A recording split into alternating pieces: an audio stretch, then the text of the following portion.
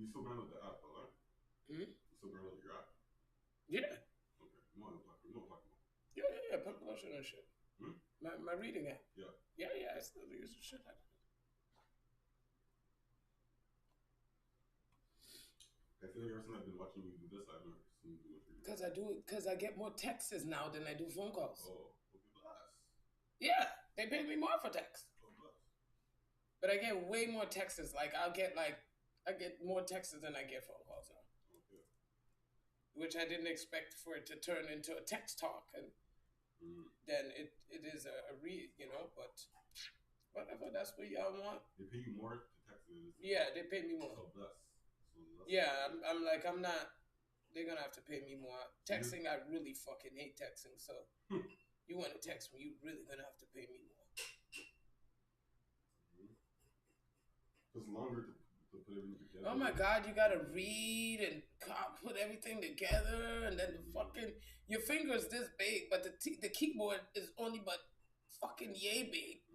So you're missing letters and then they want to say hello. As if you taking fucking long. Oh. Bitch, I gotta type everything I'm writing right now. Your blood clot. You have to respond back to how long that paragraph is. I'd be like, I have to read and write. Like, texting is not my favorite, but I make money from it, so yeah, fucking pays you more. Fuck it. You paying me? I feel like it's less mental draining. No, it's way more mentally draining. Way more.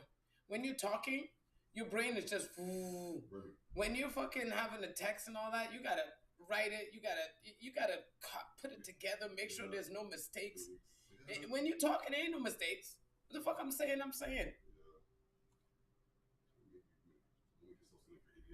Yeah, I sound like you can't spell, like you're fucking slow.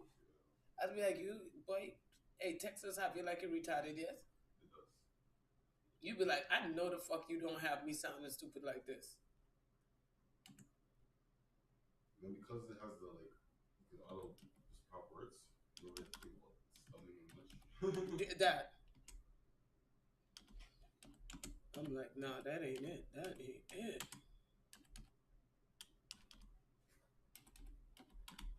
I'm like, that ain't it.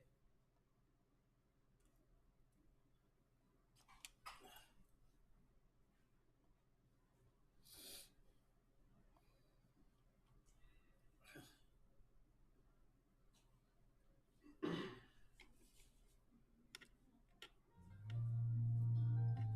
don't know why my fucking. I hear God saying something big is gonna happen. I hear him whisper, just keep your eyes on me. He's getting ready to open doors no man can shut. He's getting ready to tear down every wall that's been holding you up. So don't lose faith, now don't turn away. Keep your heart steady in the place you pray. Because what he promised is on its way, and the blessing's closer than it's ever been today. Something big is gonna happen in your life. God is getting ready to turn it all around. Something good is gonna make it right. Chains will break and favor will abound. So lift your head, lift your eyes. He's moving right before you. How you doing today, honey? Something big is gonna happen. God's turning it around. I can feel heaven shifting now. Every closed door starting to sound. The latch is moving, the lock is away. Breakthrough stepping in yours today. All you gotta do is focus on him. Keep your worship pure, keep your spirit still. Because when you trust, when you yield, that's when his power is revealed. Focus on Jesus, he's the way. Focus on his promise, this will not delay. He's healing, restoring, making you new. Every word he spoke, he's bringing it through. Something is gonna happen in your life. God is getting ready to turn it all around. Something good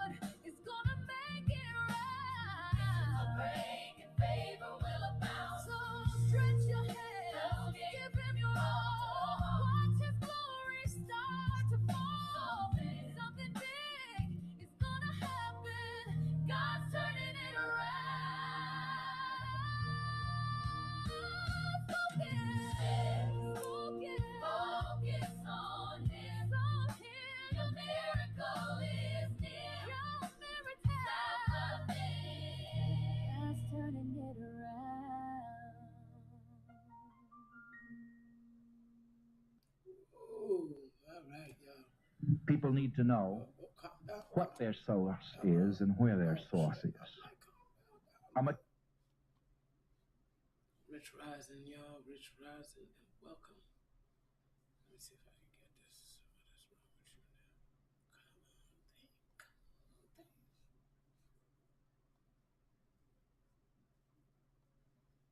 now? All right, Rich Rising, y'all. Welcome in. Welcome in.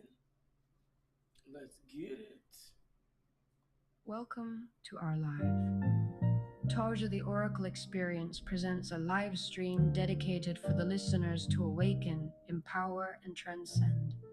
Sharing resonant wisdom inspired by Reverend Ayik, alongside grounded insight and intuitive guidance from your host Tauja. Expect depth, clarity, and real moments of growth. This is a space for awareness, expansion, and conscious connection. Join us in building a strong, supportive, and aligned community.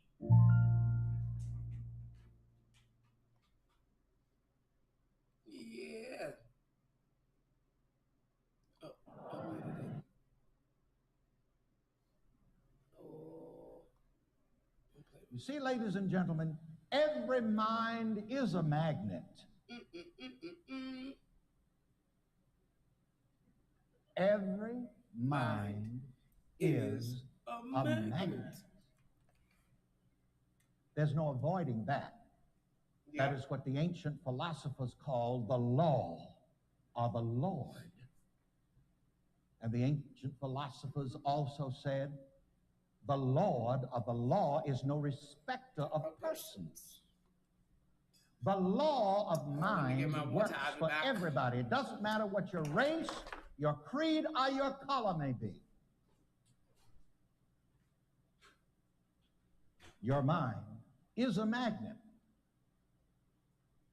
And once you understand that your mind is a magnet and that it is always drawing stuff to you. You see, somebody's already found it now. I knew how I drew that stuff to me. If you find you're drawing the stuff that you don't like, you can learn how to become master of your mind, master of money, master of the good that you desire. And you can start drawing what you do want. Now, I have what I call sometimes my mantra. And it's a list of all of the good things that I want to be, to do, and to have. And it defines, I believe, all of human need and desire. And it's this: good health, happiness, love, success, prosperity, and money. Did you catch it? Good health, happiness, love, success, prosperity, and money. Let's hear it.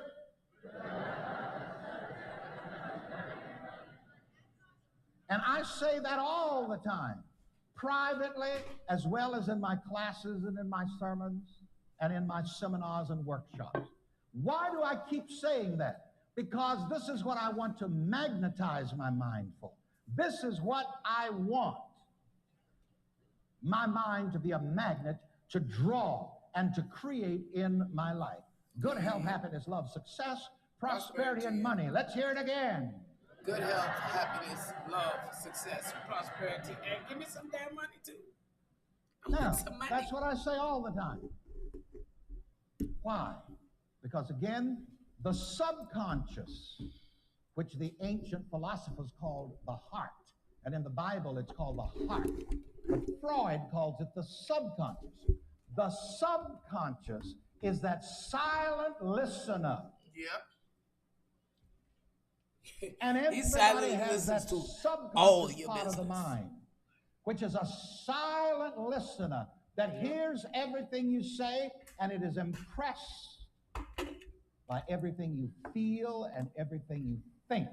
Yep. A lot of people never know why certain things happen in their lives or why certain things don't, and they're surprised.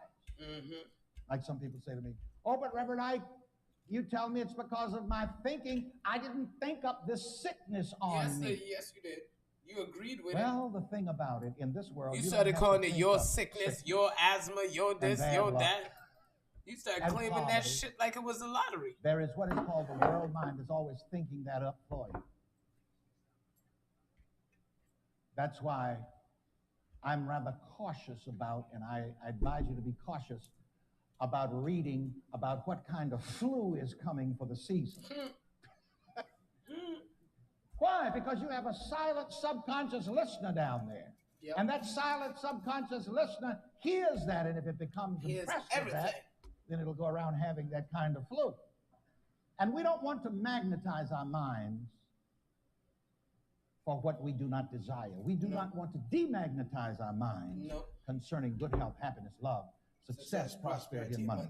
And so for the next few minutes, we are going to work together, and I'm glad for this audience because we've been working together. Oh, the things you taught me about money. We're going to do great things in this room today. You know, as to the definition of money. Money is power. Money is freedom. Money is freedom. Now, let's say that again. Money is power. Money is freedom. Yes, it is. And we want to magnetize our minds to draw good health, happiness, love, success, prosperity, and money. I want to make sure we get all of that. You don't want to get some, you want to get all of it. Because here's the thing. You can have all the money in the world, but if you don't have good health, if you don't have that good mental resolve, then the money doesn't mean anything. So you want to get health, happiness, prosperity, and money. See, the order, health, that's the main thing. That is your greatest currency, is your health. So you want to keep yourself mentally strong. You want to keep yourself in a mental resolve. You cannot afford to just keep repeating the same shit and acting like, oh, well, you know, it's whatever, and thinking that it's not coming and knocking you in your face. Your life, everything on the outside world is showing you exactly what it is that you're doing in the inside world. Exactly. And if you don't like what's happening, then it's time for you to change you. Because the outside world is not what needs to change here. It is you and only you. And when you actually start to really realize that, the power that you have, because here's the thing, you're seeing them the way you are, you're talking about them the way you are, you're putting that energy out on them. That's your work, your people, your places, and your things. You're putting that energy out on their back. Be mindful. Don't be a monkey on somebody's back.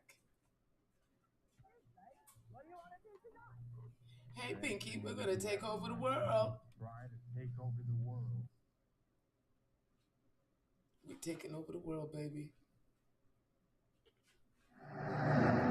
If you want to experience the very best of life, you must believe that you deserve the best. Period. Too many religious people are taught to believe that they don't deserve anything. And some religious people even pray that prayer, oh Lord, I know I'm not worthy. Jackass. I'm going to ask for some confessions on national television. How many of you have ever prayed a prayer like that? Lord, I know I'm not worthy. Come on, up with those hands. Yeah. Chicken. All right, I have too. If you I know better now. I know the truth, and I'm free. Yep. But listen, anything that you don't feel you're worthy of, you can't have. I don't care. Anything that you feel you do not deserve, that you're not worthy of, you automatically cut yourself off from that good. Listen, you cross yourself up when you pray and ask the presence of God in you for something, and then you say, now, Lord, I know I'm not worthy. You might as well forget it, honey. What were you praying for in the first place, then? Believe that you deserve the best. Now, let me give you a bombshell. I want everybody to get quiet. Everybody who's walking, sit in the nearest empty seat. Quickly, listen. I want you to hear this. If you ever heard anything, I'm going to tell you something that's only going to take 10 seconds to tell you. But I want you to hear this if you forget everything else I've said. Best 10 seconds of your life. Because what I'm about to tell you will bring you anything good that you desire, and it will bring it to you quickly. It will bring it to you in the nowness of consciousness. Listen.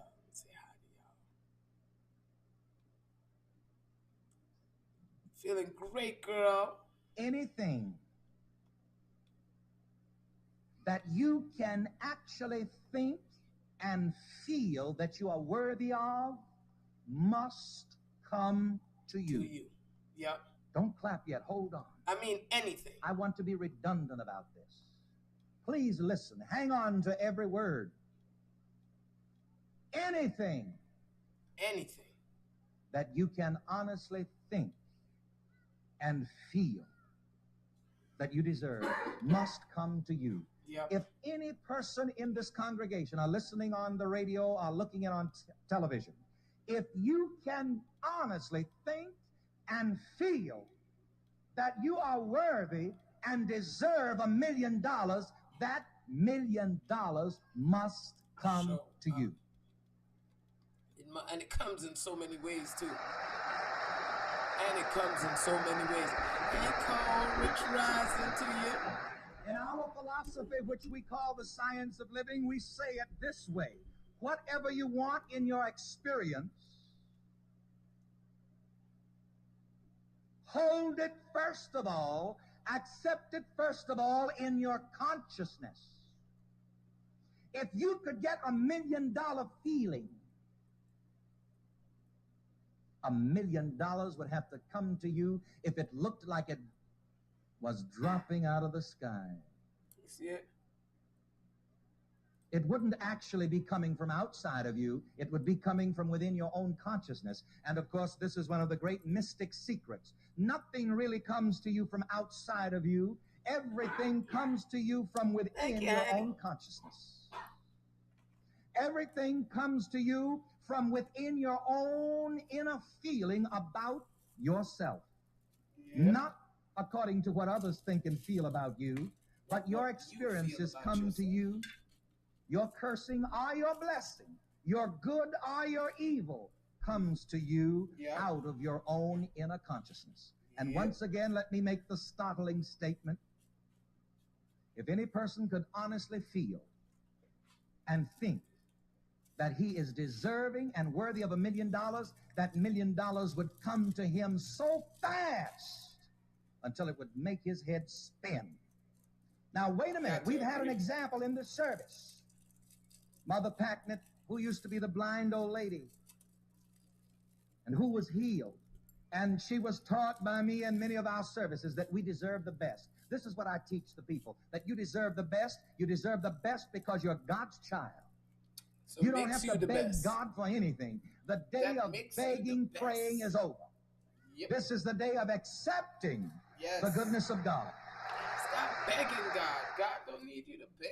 And I am intentionally redundant because most of the times our minds have been fed so many negative things until we have to keep hammering away at the false concepts with the truth until our individual consciousness accepts the truth and we are set free.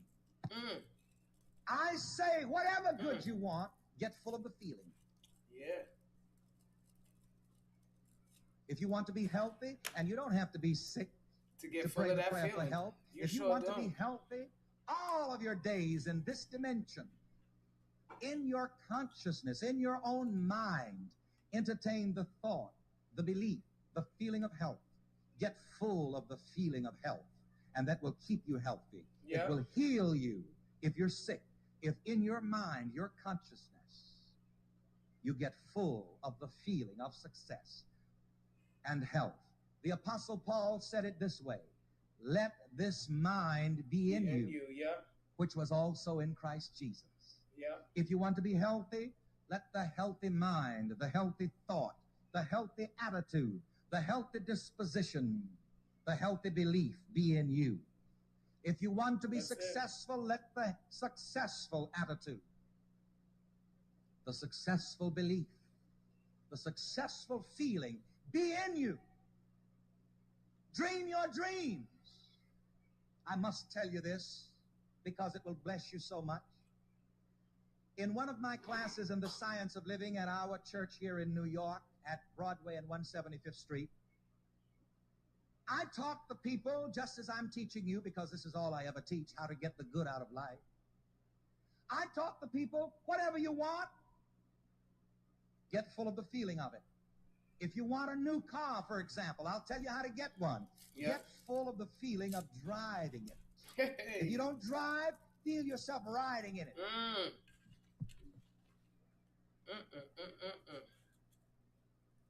Sit down mentally in the seat and relax in it. Turn on the radio. Turn In your on consciousness, the radio. dial it to that station where Reverend Ike is He's telling you broadcasting. that good stuff. I taught the people in that class also, if you want a new house, get full of the feeling of a new house in your consciousness. Walk through that new house. Yep. Walk through in your mind.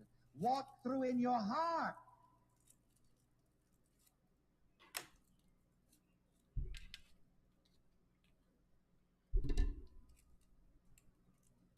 Get full of the feeling. Walk into the kitchen. Walk into the bedroom. Yeah. Stretch out on your new Posturepedic mattress. I want that company to send an offering. He's selling beds. He's selling beds. Let me tell y'all. Walk into your kitchen and open your wall oven and take a peek at that cake that's baking in it. Walk over to the sink and take the dishes out and put them in your new dishwasher. Oh, I'm turning you on if you'll listen. Yes, you are. Yes, you are. Turning us on right. So many kids write to me and say, Reverend Ike, I want to go to school. I want to go to college, but I don't have the money. Pray for me to get a scholarship.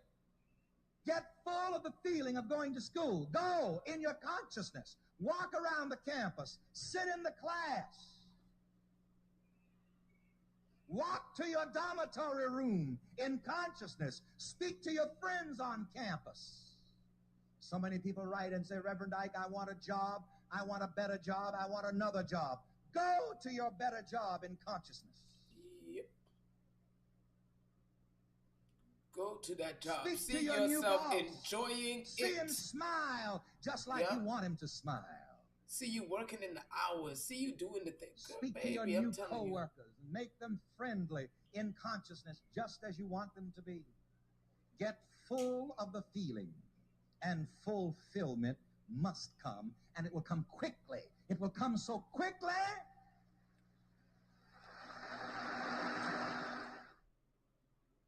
It will come so quickly, it will turn your head. Oh shit, did I pause it? Redundant. Because most of the times our minds have been fed so many negative things until we have to keep hammering away at the false concept. Not the truth. Until our individual consciousness accepts the truth. Where did that come from? And we are set free. I say, whatever good you want, get full of the feeling. If you want to be healthy, and you don't have to be sick to pray the prayer for health. If you want to be healthy, all of your days in this dimension, in your consciousness, in your own mind, entertain the thought, the belief, the feeling of health. Oh my Lord. I'm talking from the subject. Ooh, they just messing with me this morning. I'm just gonna close my whole thing now. Oh, for fuck's sake. Oh, they playing with a sister today, but that's all right. Play along, cause I play too. Oh. Oh. Oh, for fuck's sake. You tap away, y'all. Tap away. Let's work with this law. And again, when you know that your thoughts are always becoming things, you can work with your thoughts. Oh yeah, this is what. This is the funeral I want to get into Judah. Of the late Judas Iscariot, who betrayed Jesus, taking place on Good Friday. No, this one. We are here, ladies and gentlemen, in this department of life to become master of ourselves. We're not here to become masters of other people. So say with me, I am not here to become master of other people. I am not here to become master of other people. I am here to become master of myself. I am here to become master of my mind and affairs. Yep.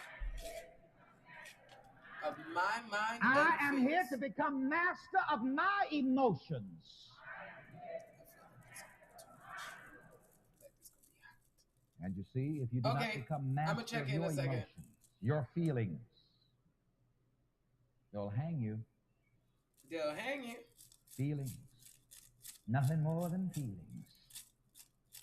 But they'll hang you if you don't master them.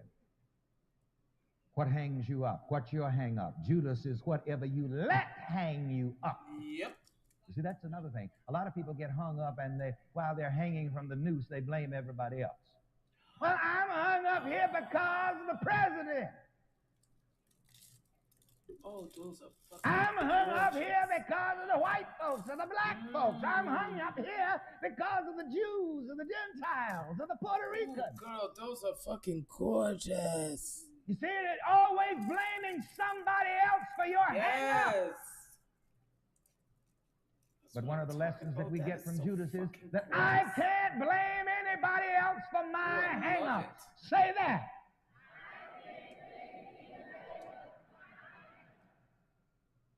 You know, and many times when we face our hang-ups, we've got to learn how to take it as an opportunity and say, now, wait a minute, this is one of my hang-ups that I've got to handle. I'll tell you about one of my hang-ups. When I get off of an airplane, I don't like to have to look for anybody who's supposed to meet me. You just gave me some creative ideas. I didn't feel like making no jewelry now, but now girl, you just gave me some ideas. Thank you. I don't like to have to look for anybody. When I came back from Detroit the other day, you just gave me an idea. Interesting what happened. I finally got in a cab and went where I had to go. God. Fuck, you got me drunk. But all shit. the time, I like those. You see, because I'm consciously working on self-mastery, I kept praying and I kept saying to myself, get down, Judas. I kept saying to the animal nature, down, boy. Oh, wait the fuck out of those. Let me hear you say, down, boy. Oh, I love them. And I said to myself, now this is down, baby. In my consciousness where I have something to work out and to work on. And you see, that may seem like a simple thing. Thank you, babe. Those are fucking gorgeous. But you see, it's much more than that. It shows me and it shows you something in my nature and something in your nature that you've got to master, or it will hang you up. Yep. So I said, now, and it was just a freaky sort of thing. So freaky that I won't even tell you.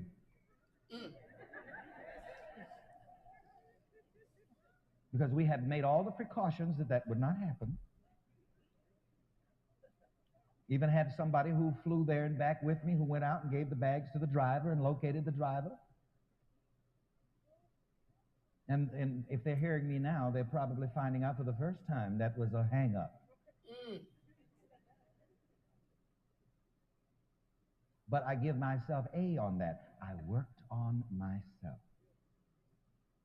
And it is not enough to work on yourself simply with repression. Now, this is very careful. Repression and suppression of your negative inclinations are not mastery. You see, this is why people have cancer. This is why people have heart trouble and high blood pressure. You know why? They are repressing and suppressing Judas. Yep. But you see, Judas is going to get a loose one way or the other if you don't master him. So all of the little irritations and aggravations that you face in the course of daily living, they too are Judas. What's your question about? Why you got a question mark? Every time you have an irritation and an aggravation, realize that here is it's very elementary what we're doing here. It's all right in your face. What's the question mark about, baby? Here is a point where I need to apply my self-mastery. You know, it's a very interesting thing. Someone has said it's not the big things, because the big things you can see. The little foxes destroy the vine. Now, you see, I've had a true confession right out here in front of all of you. That's one of my Judases. I don't like to wait. I don't like to wait, period. Now, I and God have a good arrangement. I love it. He does I'm not going to come up to Niagara to see you one of these days, too. As soon as it gets hot, I'm coming to Niagara. Here's that. I give him what he wants in a hurry. Don't.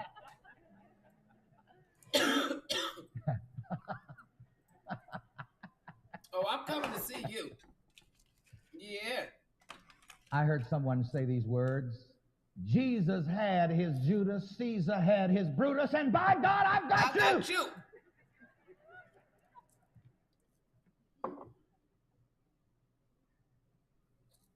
In other words, everybody's got somebody or something that gets their goat. Ooh, girl. It's on and popping. 420. Jesus had it's his on and Judas. popping, okay? On and Caesar had his Brutus, and by God, I've got you. Yes. Whatever it is, whoever it is. This shit's strong, man. But you see, I'm going to have to come to a point of self-understanding, a point of self-mastery within my own mind. These things will hang me up.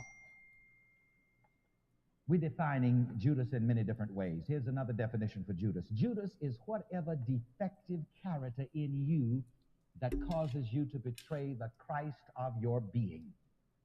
And what does it mean to betray Christ? You see, it is said of Judas that he betrayed Christ. Oh, girl. Yes. And here again, this is not an historical matter.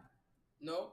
Whenever Judah a person thinks or acts beneath his or her Judah divinity, he or she is betraying the Christ. Oh, yes. That's what I'm talking about, I'm going to run that past you again. Whenever a person thinks or acts beneath his or her indwelling divinity, he or she betrays the Christ.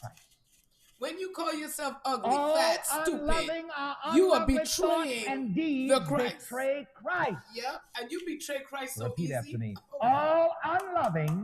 All unloving, unlovely thoughts, or unlovely thoughts and deeds betray the Christ. Betray the Christ. That's how you betraying yourself.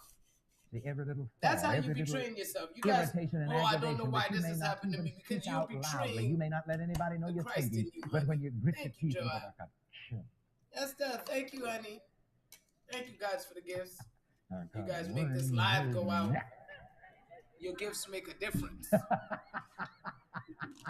in getting this live out to as many people as possible. Why are you laughing? So I thank you guys. Even if you put one heartbeat, it makes a difference. I wish I could get my hands That's a penny. on that SOB. All I need is a penny of your thoughts. That's Judas. See, and you thought you were saved, huh? And Judas is what? You thought you were ready to go to heaven, huh? Y-O-U. That's who Judas is. Judas is you. Oh, the song says, be patient with me. God's not through with me yet. And let me tell you, if we don't work on these hang-ups, they will hang us up. Your hang-ups will hang you up. That's why you guys are in the turmoil you're in now. Say that. Fear and worry betray the Christ. Fear and because worry fear and worry is an indication that at that particular point, at that particular moment, you're not trusting in God. You have no faith. Something, and it's going to get a lot of us. Yep. Whenever the mind is fearful or worried, at that particular point, the mind is not trusting in God. Yep. At that particular point, the mind is not believing in God. Nope. Oh, the beautiful verse of Scripture says, nope. Thou you're believing in whatever else it is, but you ain't believing in God. Whose mind is stayed on thee, in you. for he trusteth in thee. And so when the mind completely trusts in God, that does away with fear and worry. When the mind is completely filled with love, that does away with fear and worry. Girl. The Bible says fear hath torment, but perfect love casts out fear. So you see, we're going to get lifted in every way. Yes, Judas betrayed the Christ. Judas went and hung himself. And get some Ike with that wake and bake, honey. And get some Ike with that. You're not dead, but you're hanging on the noose. Yes, child. Bless you in the perfect place. You're swinging. Yeah. You're strung up, hung up. Yes. With your aggravations and your irritations and your excuses. Ooh. And some of y'all got some good-ass excuses, too. Excuses are another form of Judas. Say that. Yep. Excuses are another form of Judas. Now, a lot of people are just hung up and strung up with excuses. I love that quotation by Reverend Ike, and I hope some of these quotations are left out there at the bookstore printed so that you may purchase a copy. It goes something like this: there is no such thing as a good excuse. There is no such thing as a good excuse. The better the excuse, the better the excuse, the worse it is. The worse it is. Isn't that interesting? The good excuses are the ones that hang you up because they excuse you Joab. from your good. Joab. That's all good excuses ever do. Excuse you from your good. I'm just calling you JJ. Someone has said all excuses are nailed to the cross. I like that. You wake bacon, say Ike, that. baby. You don't All get better than excuses this. are nailed to the cross. All right. I am Failure your friend or neglect indeed. to realize, develop, and demonstrate one's divinity, one's best, betrays the Christ. Yes, it does. I'm going to say this Yes, again. it Have you does. repeat it after me? Failure or neglect Joe. Oh, I did get it right the first to time. realize, Okay. develop, and Joe demonstrate I like that. one's best Yes. betrays the Christ.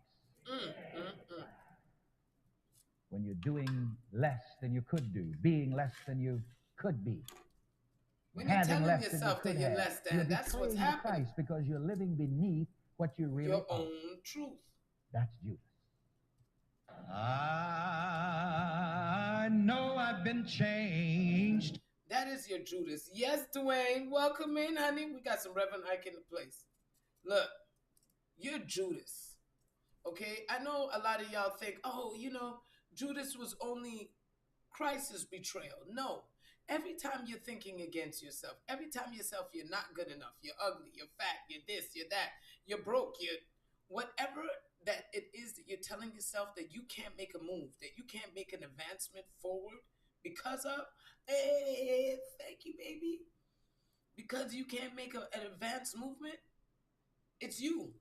Because you are accepting things just as is. Judah, if you spell that, if just the last part of Judah is as, whatever you have in your life right now that is your ass, oh, that's just the way it is. Oh, well, white people, that's just the way they are. Black people, that's just the way they are. That's just the way it is. When you start to keep those limitations in your mind, you are Judah. You ain't got to look for nobody named Judah. Judah is you. You are betraying yourself with every word, every thought, every action. You've been betraying yourself. Self-sabotage is Judah.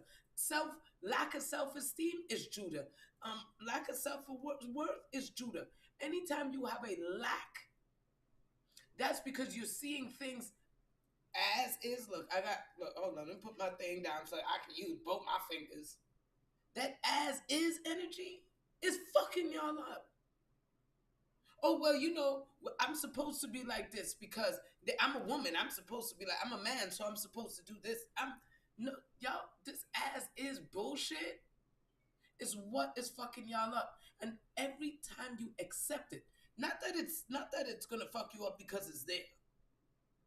You see, when you accept it, when you start to claim it and share it and tell people it and unite with it, when you start to do that, you are Judah in your life.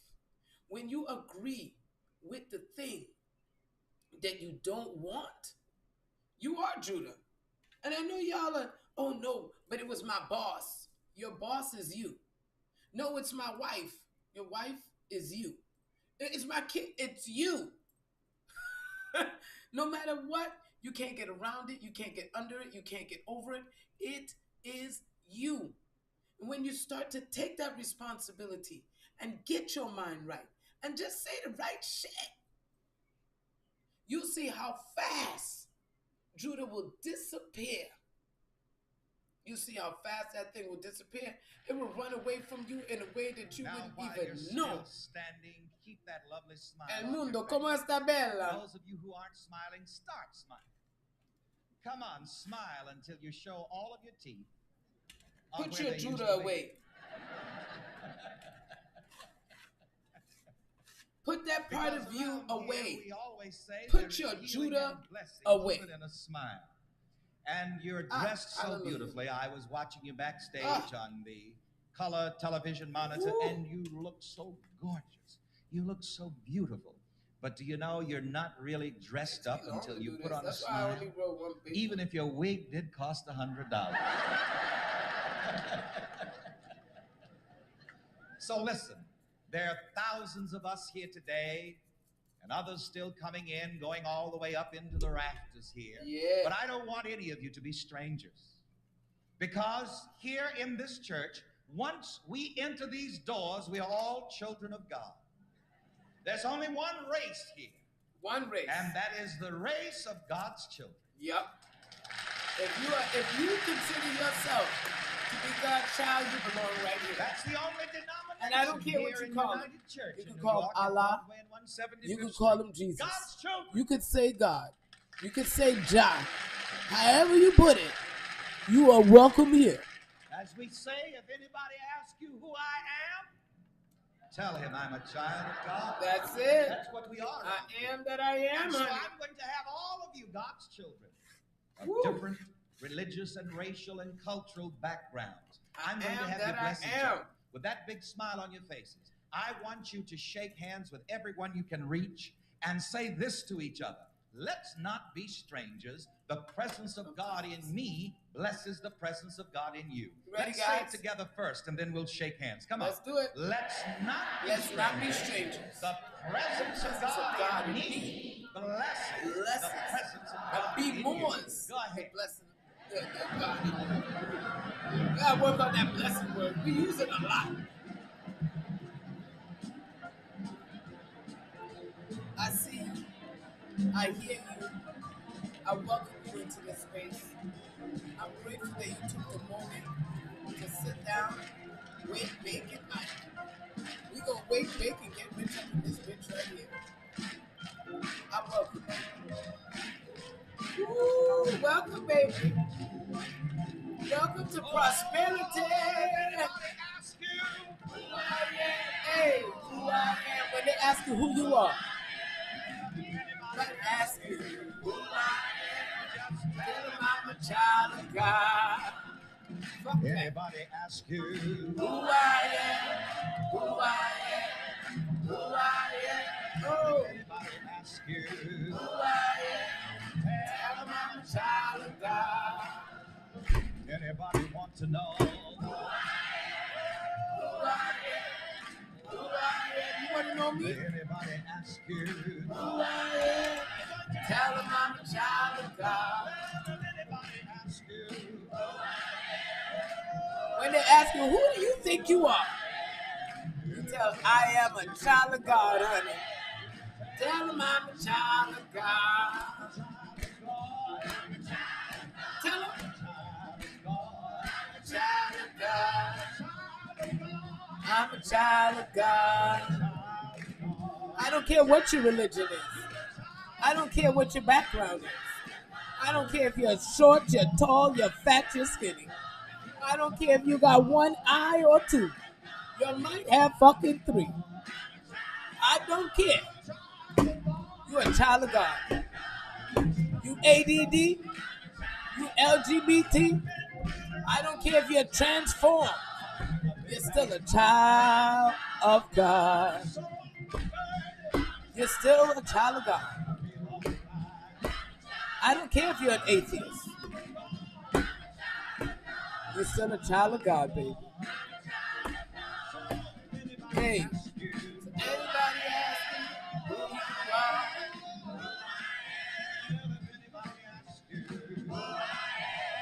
Tell them I'm a child of God. I'm a child of God. Hey, Robert. Tell them, Robert, I'm a child of God. Now let's see that drummer is a child of God. Hallelujah. Woo. Hey.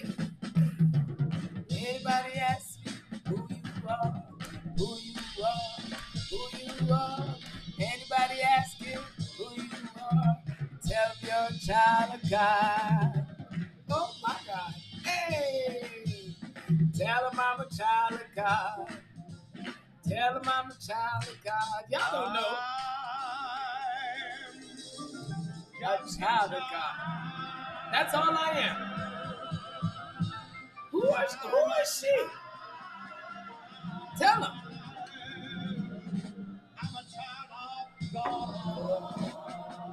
I don't know if y'all just got the chance, because I did. Anybody ask Let me tell you something who I before am? you sit down. You know, everybody in the world today is looking for a label. Yep. And everybody tries to find some kind of a label to put on somebody else. Yep. And people seem to think that if you don't have some kind of label, then there must be something wrong with you. Hey! People often ask me, Reverend, only label I got. What religion is that you have? I'm a child what of God. do you call yourself? A child and of God. I just simply say, I'm a child of God. That's it. Nothing more, nothing less. And that's all I'm going to admit to. That's it. I'm just a child. Of what? That's my clove water. Child of God.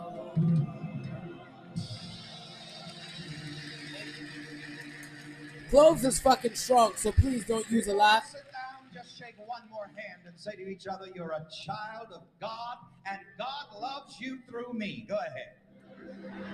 I'm a child of God. God loves me. God loves you. Hey, God loves you. I don't care what circumstances you've been through. God still loves you. God loves the hell out of you. Now, can you give yourself a break, please? We're moving along right now, and I see a lady sitting over there with a red and black hat on. Oh, my God. Who's been attending this ministry and supporting this ministry. Give yourself a break ever today. Since I first came back to the city of New York to do evangelistic work. She's sitting over there with her husband. Give and me a it's break. been a little while since I talked to both of them together. As a matter of fact, it's been several years. They know who I'm talking about, so I want them to start making their way over here and stand over there with Reverend Counsel for a moment. Anybody now, ask while you you're still who standing, you are, keep that lovely smile on your faces. And those of you who aren't smiling, I'm a child of God. I've got nothing to do with all the rest of y'all umbrellas. Until you show all of your teeth are where they used to be. They tried to put every label because on around me possible. Here, we always say there is healing and blessing, even in a smile. And you're dressed so beautifully. I was watching you backstage on the color television monitor, and you look so gorgeous. You look so beautiful. But do you know you're not really dressed up until you put on a smile? Even if your wig did cost $100. So listen, there are thousands of us here today, and others still coming in, going all the way up into the rafters here. But I don't want any of you to be strangers. Because here in this church, once we enter these doors, we are all children of God. There's only one race here, and that is the race of God's children.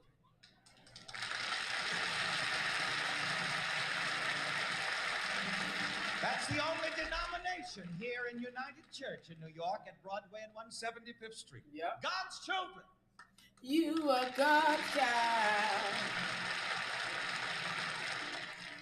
As we say, if anybody asks you who I am, what? Tell them I'm the child of God.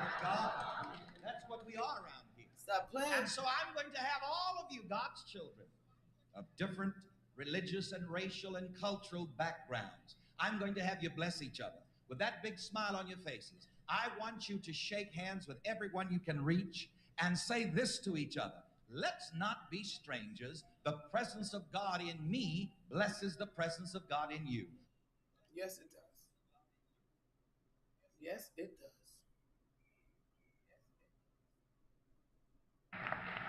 Thank you very much. We are certainly happy to be here tonight in Felt Forum.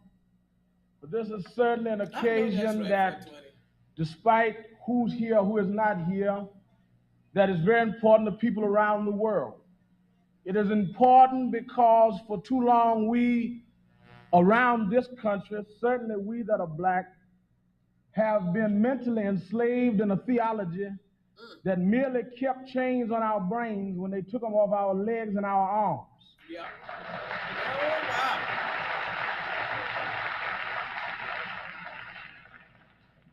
Many of those chains were put on by oppressors.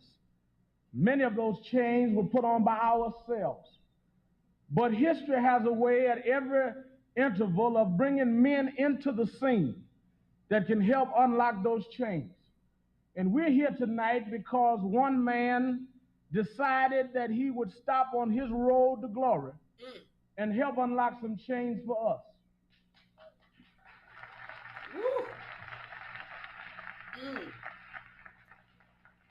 Many people say many things about the honorary Reverendite, like they do about any man in history that has ever done anything significant. Oh, I need this. Oh, I need this one. But I grew up in a fundamentalist church, and one of the things that I retained in the teaching was they said that you would judge a man by the fruits he bears. Like many people, I cynically had reviewed Reverendite, and like many people, we analyze the flash and the cash before we analyze what somebody is saying. But I started looking past the criticism toward making my own decisions about people. And I started listening very careful to criticism. And I found out that people that said he shouldn't be living good was living a lot better than me off of me. A lot of the preachers that criticized Rolls Royces didn't criticize their own Cadillac when they was having us riding buses and trains. I placed my order, girl. So I saw a peculiar trend of inconsistency. Then when I started listening, I learned that he wasn't only riding Rolls Royces, but was trying to get me in one.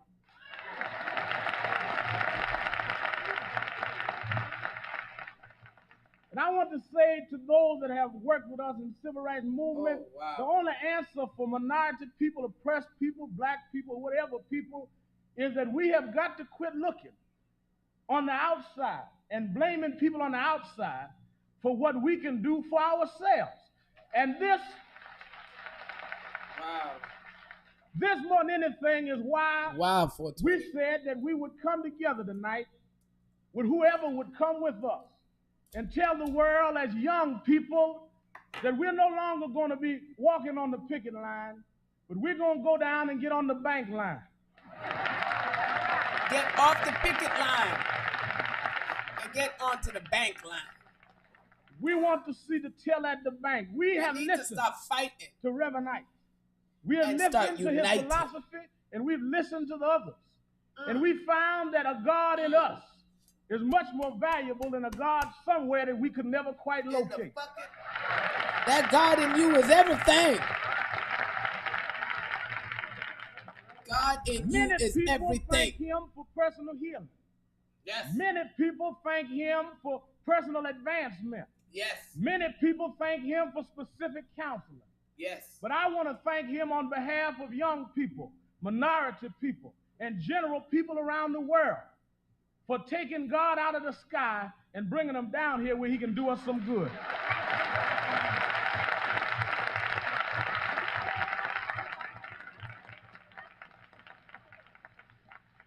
I want to say to him and to his organization that I know that it is not easy to take the position they took. We have a great man who's going to speak in a little while, who is a follower of another great man, Elijah Muhammad, who took a step that many people do not applaud you and salute you when you go against the trend. And though people say, well, Reverend Ike should do this, Reverend Ike should do that, it takes more guts to not join the clique and tell the truth than it does to stay in the clique, remain broke, and hang out with the fellas criticizing those doing good. Yeah.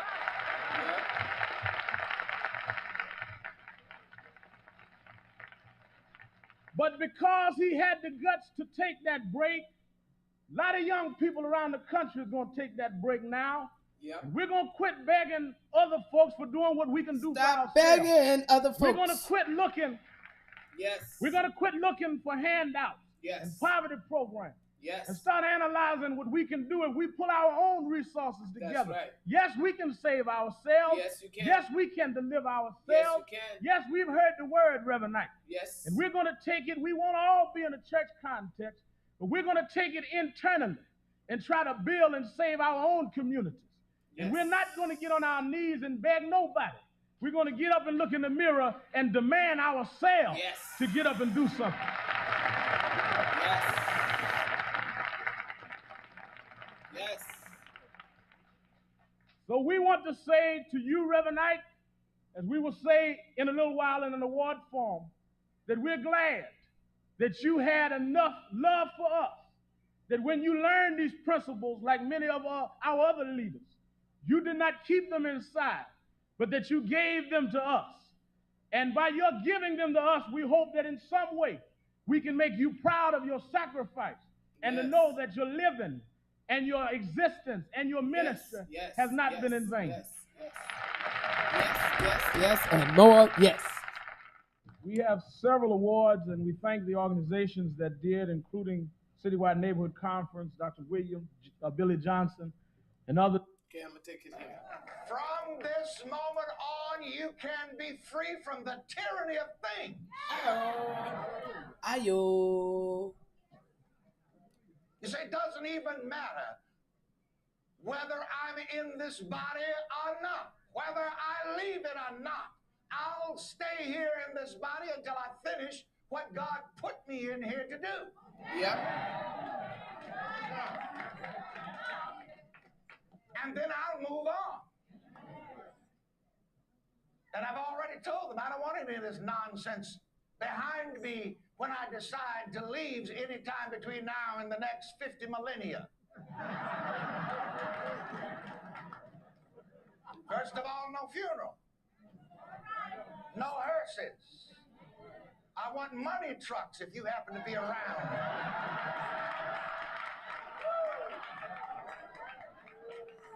I'm serious. I want money trucks. If Bishop Jordan's still around, get him to come and prophesy up the money and fill up the trucks. To keep the ministry going. Yes. I've left enough videotapes and audio tapes to keep it going. Yes, he did. He died in 2009. We're in 2026. He left us enough. Again, I've already arranged. He left us plenty. To minister from the other Are side you using it? I know I am. I know I am. Amen. It's already the hell out of this. I am well. Let's hear it. Hear it? I am well. And that's all that matters. Stop tripping yourself. And that's all that matters. I am let's well. Get out of this business about how you got to recognize that within yourself. Come on now. And inquire after God. Yeah. I am. I am. That I am. That I am. I am that I am. Here's the thing, y'all. Whatever you say you are, you are. You think that you don't have control somehow. That was Reverend Sharpton. Reverend Sharpton was brought up under Reverend Ike. That's why Sharpton wear his suits and be looking the way he look and talk the way he talk, because he was trained under Ike. That's why he don't come to fight for nothing. If you notice, he don't come to fight for shit. He come to stand for something. And this is what I want you guys to do today. You guys need to stand for something. Stand for yourselves, y'all. Today is about standing up for yourself. If you're not going to do it at no other time, I want you to just look at yourself in the mirror today and just say, I am beautiful. I'm wonderful. I'm heard. I'm seen. I'm loved. I'm precious. I'm cherished. Because all those things are real. All those things are valid. And the more you give your power to anything else, don't blame the government. Don't blame the system. Don't blame your parents. You can't blame anybody from the outside world, because right now you are getting the recognition. You are getting the reintroduction into the truth of yourself. The fact that, and I mean, if you guys look, introduce, integrate, invest, all of those words are dealing with the inner part of you. When you do it with you, through you, as you, and for you, then you're going to get something. Your husband will never be able to make you happy, ladies. I just want to let you know that. If you are not happy within yourself, there's no man that can make you happy. To all my clients, some of them I'm bullying right now. Get your ass in this room. Get your ass in this room. I don't want y'all crying, talking about, oh no, no. Get your ass in this room so you could understand the power that you have. Hey, Shonda, welcome, baby. Understand the power that you have, because if you do not take it, if you don't keep taking your power, thank you, baby, you're going to keep giving it away. I want you to know you're either taking it and utilizing it, or you are giving it away. There's no in-betweens here, folks. There's no up, there's no in-between. It's either up or down. It's either in or out. There's no fucking in-between. So if you're not using your words, your thoughts, and your actions, and elevating yourself and talking to yourself nice, talk to me nice. Say something nice to me, man. Talk to me nice. Say something sweet to me now. Talk like a Trini and sing to me now. Say something nice now. Oh God, do. Come here to the water and hole so I can talk to you. I can tell you something really nice. I can elevate your mind right now. I don't want you to sit down in your house and act like you are unsure of the truth that is in you. Come now. Come now. I want y'all to stop playing with this power. I want y'all to stop playing with your words. Stop playing with it. You are creating your life right now. What are you doing? Are you complaining? Are you saying, oh, the devil and the devil and the devil? Every time I hear somebody say, oh, the devil's busy, I'll be like, bitch, shut the fuck up. I don't care if you're a man or a woman, bitch, shut the fuck up. The devil's what? Man, shut the fuck up. The devil ain't doing shit. You have to find an excuse on why you not doing shit. The devil ain't doing a fucking thing to you, but helping you to recognize where you keep giving your own power away. You ain't seen after Jesus did his fast, the devil coming and said, if you be the Son of God, questioning the shit out of you. If you be powerful, go ahead. And then half of y'all back up and be like, oh, the devil said that I'm not powerful. Oh, the devil's been wreaking havoc on my money. No, motherfucker, you wreaking havoc on your money. You're the one speaking about it. You're the one claiming it. You're the one saying that you broke. The devil can't make you fucking broke. The devil can't make you broke. But if you keep feeding it, whatever you feed, whatever you feed, whatever you feed, you want to keep giving all your power away to the him and to the her and to the this and to the that, keep giving it away. But I want you to know the only reason why you are not in the position that you want to be in right now, the only reason why you are not, is because you have chosen that. Not no other reason. The devil ain't doing it to you. I just need some of y'all to get off that.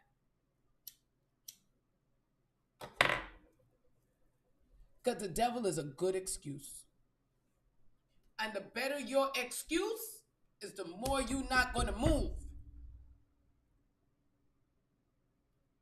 The better your excuse, the better thing that you say, oh, well, you can give all these reasons why your job is holding you back. The better your excuse, the more you hold yourself into a rabbit hole. The more you keep yourself down. You're doing it because you are making the best excuses of why you cannot. Stop making excuses right now. And really, can you just get out of your own way? Please. Please, please, please. I beg of you. Get out of your way. Stop being a Judah to your damn self. Talking about you fat, you ugly, you ain't no good, you a loser, you this, you that. Fucking stop that shit. Stop it now. Nobody's punishing you except for yourself. No devil is busy except for the fact that you just being lazy with yourself. You have to start to get in tune with the truth of you. And until you could do that, you are going to continue to be Judah. You know how many of you guys betray yourselves on a daily basis? I remember I was talking to an ex of mine, and he just kept on saying, you know, and I crossed this out before I even said, my dumb ass. Oh, you know, my dumb ass did this, my dumb ass did that. And I was just like, ooh, cross that out. Hallelujah. Thank you, God, that my wisdom is always on me. I was like, yo, what the fuck? I said, when did you become dumb? When did you become dumb? You dumb? I said, I need you to stop. I need you to stop saying that. Even if you don't say nothing else, stop saying that shit. Stop calling yourself a dumbass. The last thing that you are is a dumbass. Damn, brother, I ain't been in your life in all this time and you fell apart. How the fuck did you turn into this guy? My confident, I was willing to give you my whole life, brother. And now I listen to you talk and I'm like, nah. No. This ain't the confident man. They used to tell me, I'm the man. I'm the man. You used to tell me you the man and now you talking about you a dumbass? Get the fuck out of here. And I want you guys to know the words out of your mouth is dangerous. Simple, easy, and plain, the words out of your mouth is a danger to you, y'all. Make sure that you're using them right. Stop calling yourself dumb. Stop calling yourself these things. You don't understand the level of destruction that you're doing to yourself. They say sticks and stones can break your bones, but words will never hurt you. They fucking lied.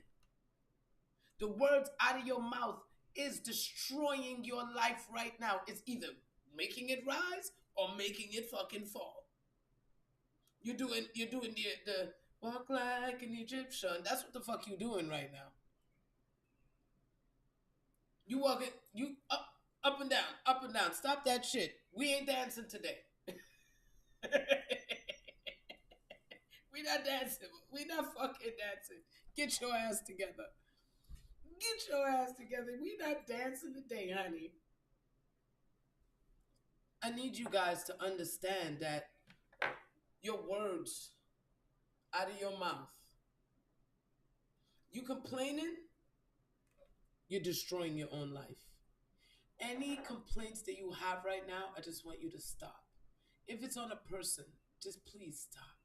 If it's on a thing, on your government, I don't even complain about Trump. I don't complain about Trump. I laugh about Trump. I laugh about fucking Carney. I laugh about all these leaders. I laugh. You have no power over my life. What you're doing has what they eat don't make me shit. You have no power over my life. And I'm not going to sit down here and take your programming. Are you crazy? I am not going to let you program me into a recession, depression, into lack, while the fuck you guys keep getting richer and richer. You guys are getting richer and richer, and I'm supposed to suck egg? Suck your mama, brethren. Sorry for all of y'all that I made y'all jump a little bit. Suck your mama, brethren. You're bright. All your mother cunt. Yeah, she. A cussing fucking she. Because she bring your daughter's ass here. Are you crazy? Do you guys see who some of these people are? Like when I listen to the orange dude formulate a sentence and say some shit, I supposed to hold you over fucking me? You can't even put a sentence together good. You can't be the head of my fucking tail. You can't be the head of my life. Hell fucking no. You think I'm taking advice from you? Nah, homie. If I met you in the street, you couldn't come take a shit in my house. Nah, man. Fuck that. And you guys are letting people have power in your life that you should not. Y'all are letting people have power in your life. You are giving circumstances, places, and things power in your life that you should not. And today I'm telling you, snatch it. Come over here. That's what, take back my thing. Taking that shit back. I took it back. Okay? Like I gave it to you and I took it back. Fuck you. You don't get my power anymore. Like I totally refuse for me to just keep giving you all of my source. Fuck you. Take your power back, people. I don't care if you're playing, I don't care how you're doing it. But I want y'all today, watch your mouth. Talk and taste your tongue, people. If you're complaining, stop. If you're having a pity party, stop. If you're blaming anybody for anything, stop. Stop like today. Stop. What? Just stop. Stop. It's time to take that damn power back. Time to take the power back out of that thing that no longer serves you and put it in the direction that you know you want it in. Because I love you guys so much. Like, you guys don't even understand.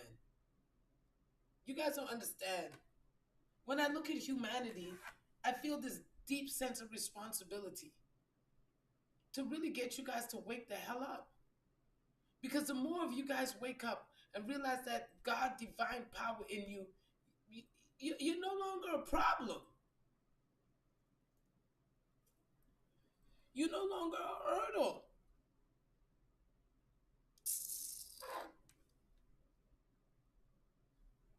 I don't think you guys understand how invested I am in you. When I was that poor black boy, oh my God, pawning my clothes to get dimes to go to school, to get on the subway to go to school here in New York. Pointing your jewelry, pointing your clothes. And I walked down Central Park West and around the corner onto Fifth Avenue. Woo. And I saw those funny looking cars. I didn't know what they were. But I liked them. There was something in me. Yes. That said to me, that's you. And I something took the in name you of the Lord and said, baby, that prosperity is I you. am. And you need to, I am that I am. I am that prosperity. Yes, I am. I am that good health. I am that fucking beautiful woman. I am that amazing man. I am. I've never seen anything like that in Ridgeland, South Woo. Carolina. Stop letting them train you against yourself. And I saw those ritzy looking people get out of it. And go into the Essex House and go into the plaza. And so I drew near and read Rolls. Royce? Roll? And I stood back and looked and smiled and said, I am. That I am. I am. Come on, y'all. Put it in the chat. Put it in the chat. Crowd participation. I am. I looked that through the Palladian windows of the Plaza That's Hotel. what's happening to you right now. Whatever you say you am, you are. Through the Austrian shade. Whatever you say. And saw those elegant ladies and gentlemen sitting, feasting on pheasant under glass. And filet mignon, washing it down with Dom Perignon.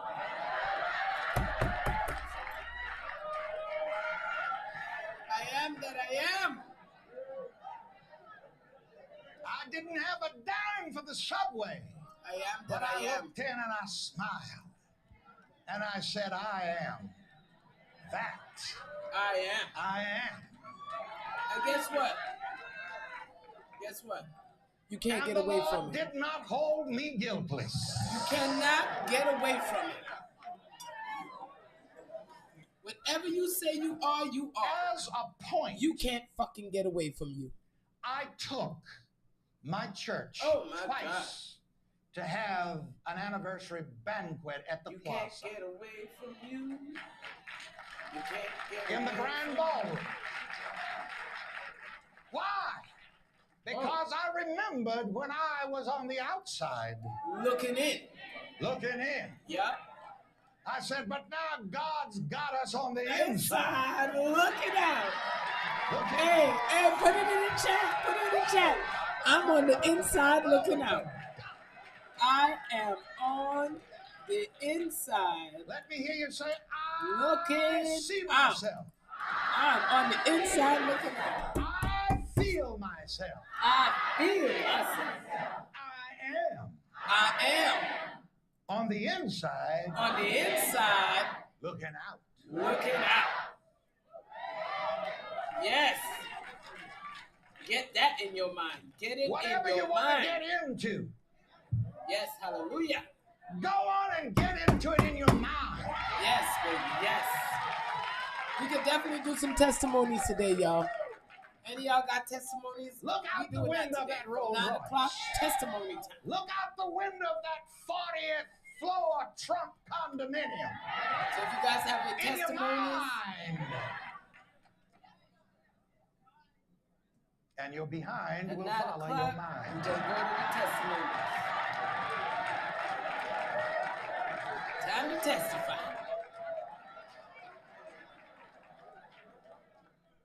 Yes. Yes. Get it in your mind first, y'all. That is the way. Get it in your mind first.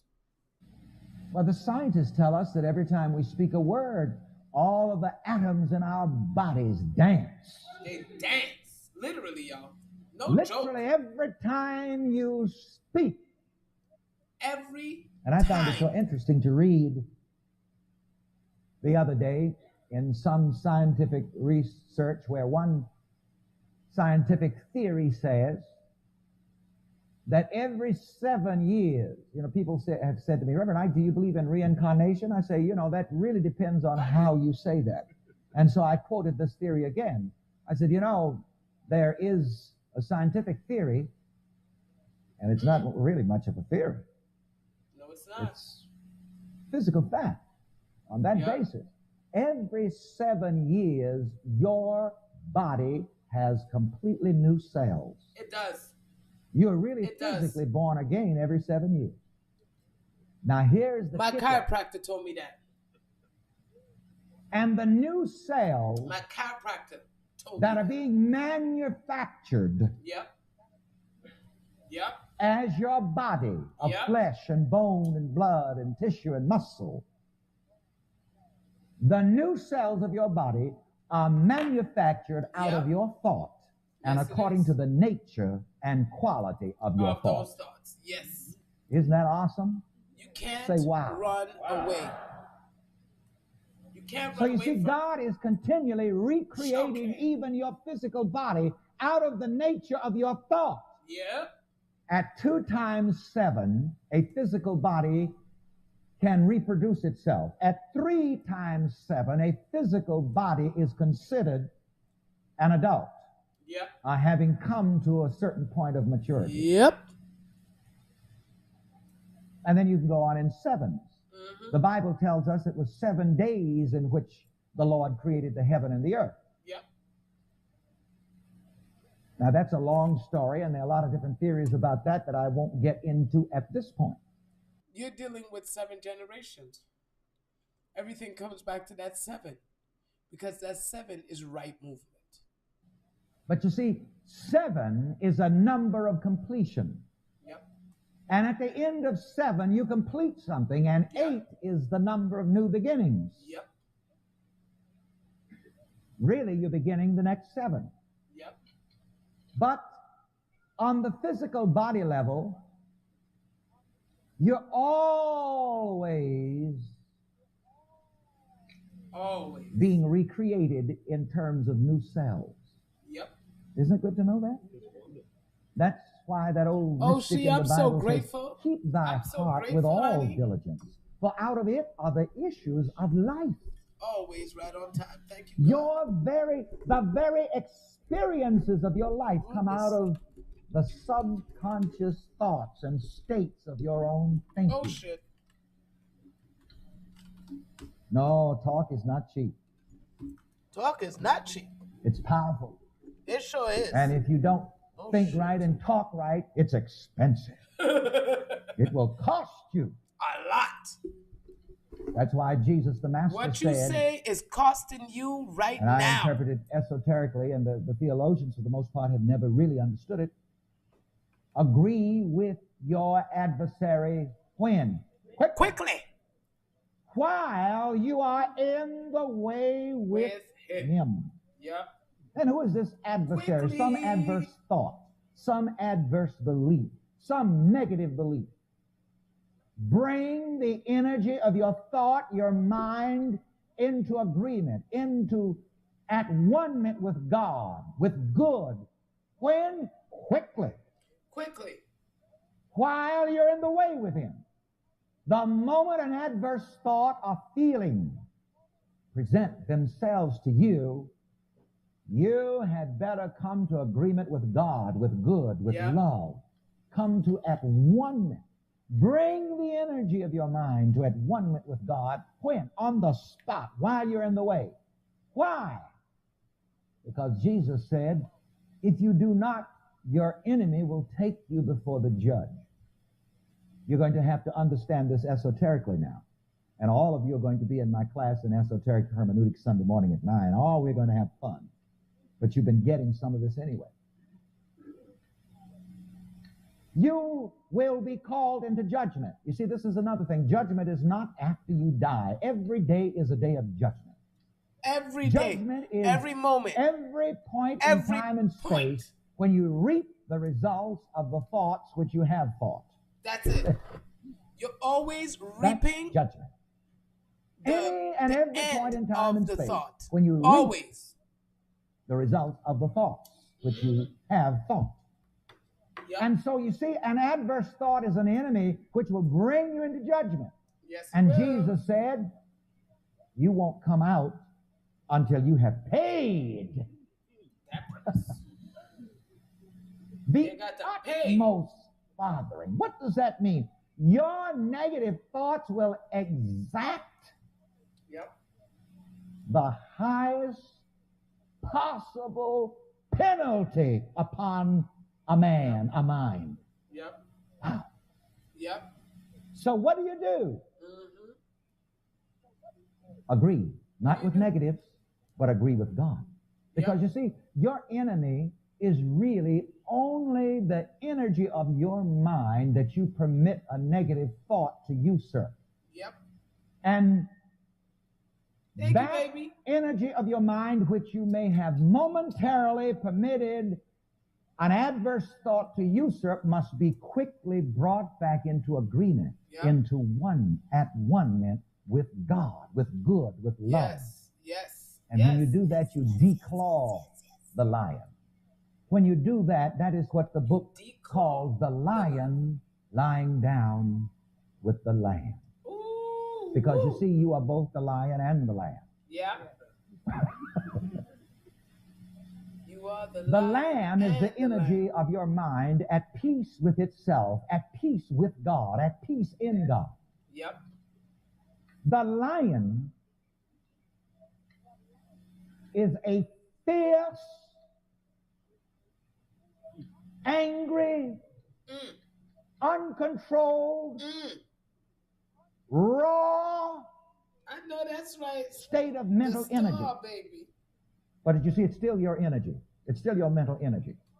Yes. And when it is untamed, uncivilized, so that it flies off the handle,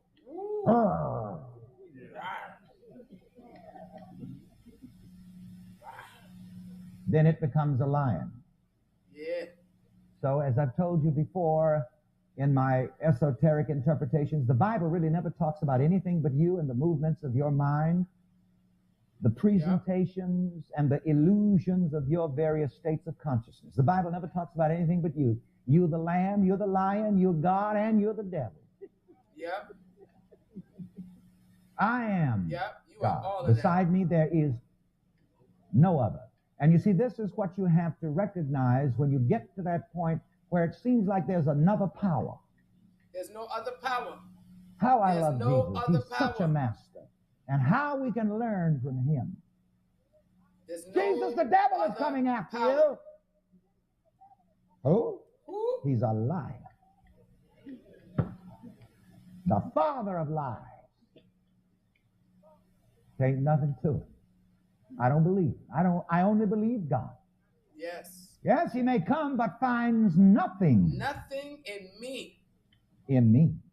You ain't gonna find the shit prince in me of but this the world glory comes, of God, baby. But finds nothing in me. There is no belief in the power of the devil in me for the devil to work with. I'm not afraid. I'm not afraid of him.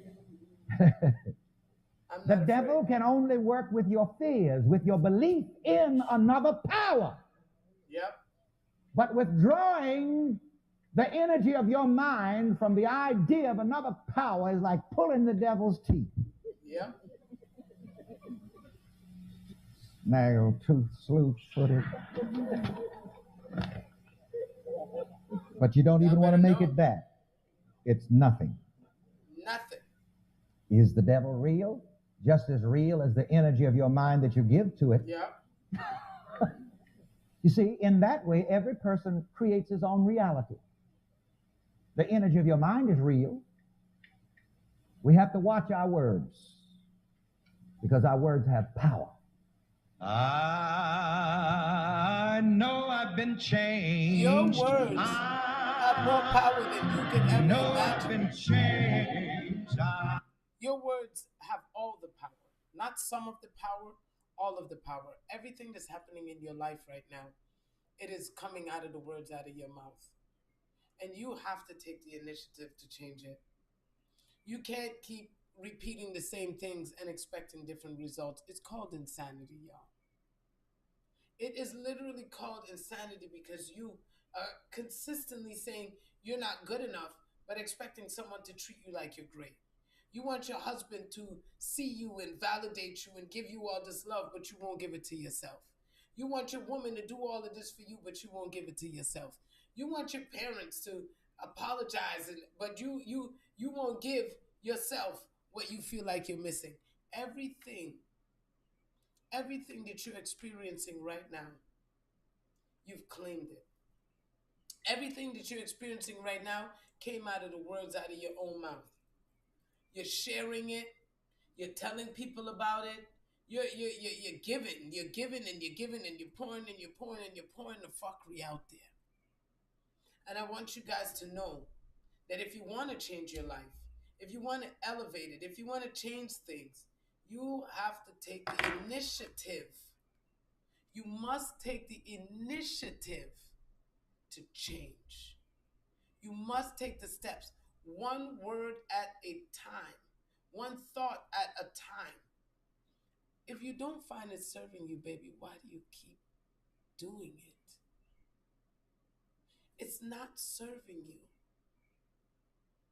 whether you're saying it jokingly, whether you've been ingrained in it, whether you've been taught it, whether you've been programmed, you right now have the power to change your life.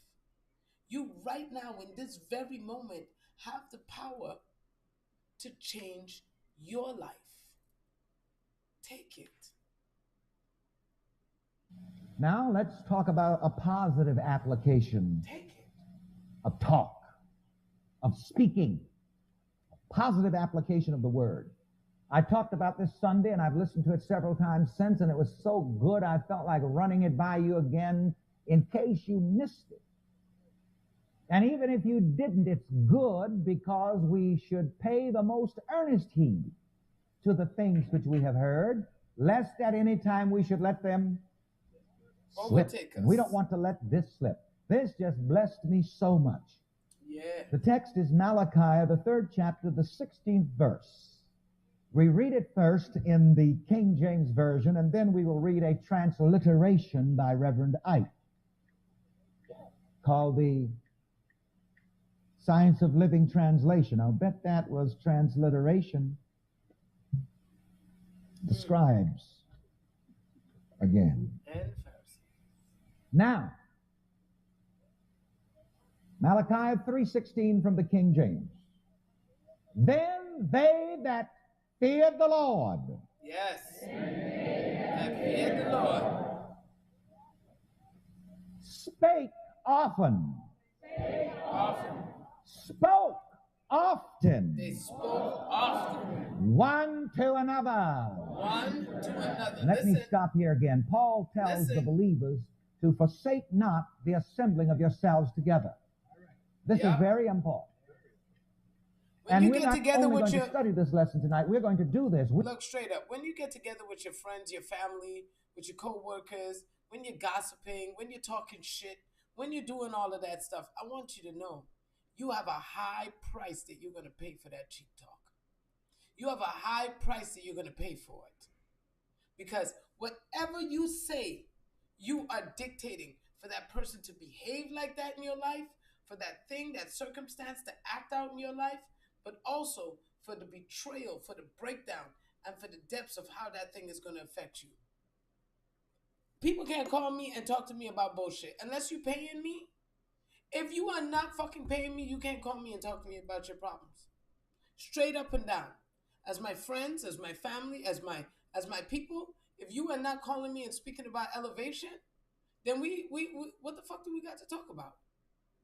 This is where I'm at. And if you're not there with me, then we don't need to talk right now. What I'm going to do is I'm going to speak about you in an abundant sense. I'm going to remind myself that you're abundant, but I'm going to leave you right where you're at with your breakdown and your pity party, and I'm leaving you right there. You said the best $100 I spent in a while. I know that's right. Thank you, honey. I'm telling y'all. And I'm not a cheap investment, but I'm worth it. Because when I'm done with you, if you don't have some sense of self, if you don't have some sense of power back in your own hands, then we didn't talk. Period and point blank. And so I want you guys to start to make sure that the people that you're talking to, that you guys are aligning yourselves better. I need you guys to put yourselves in that place where you are aligning yourselves better. I don't want you guys in that space where you sitting down there and you playing. This playtime is over, y'all. Playtime is over. The words out of your mouth, you are going to pay for. Be careful of that cheap talk. Thank you, baby. Be careful of that cheap talk. Be careful of the danger that you are putting you in, your friends in, your family in, your job in, humanity, a whole race. Be careful, because you are paying the price every day for that cheap talk. You're paying the price. So what I want you to do is talk to me nice. Talk to me nice. talk about my life nice, talk about yourself nice, talk about other people, talk nice. Because then, when you start to pay the price for that talk, you're going to love the return. You're going to love what you get out of that investment. But you're going to pay the same price for cheap talk as you do for high price talk. Be careful. We are going to speak one to another the wonderful words of life. You see, people wonder, well, why does this Reverend Ike have people stand up and saying this and saying that and saying the other? Here is biblical precedent. Then they that fear the Lord. They that fear the Lord. And let me declaw the word fear here. This is in Old English. And it does not imply here what it does in modern English. To fear the Lord means to know the law, to love the Lord are the law of mine, to respect, to adore the Lord are the law of mine. And we see a clearer meaning in the transliteration below in just a moment. Let's begin to read again, and I'll probably stop many, many times. Then they that knew and loved the Lord. Then they that knew and loved the Lord. Spoke often. One to another. One to another.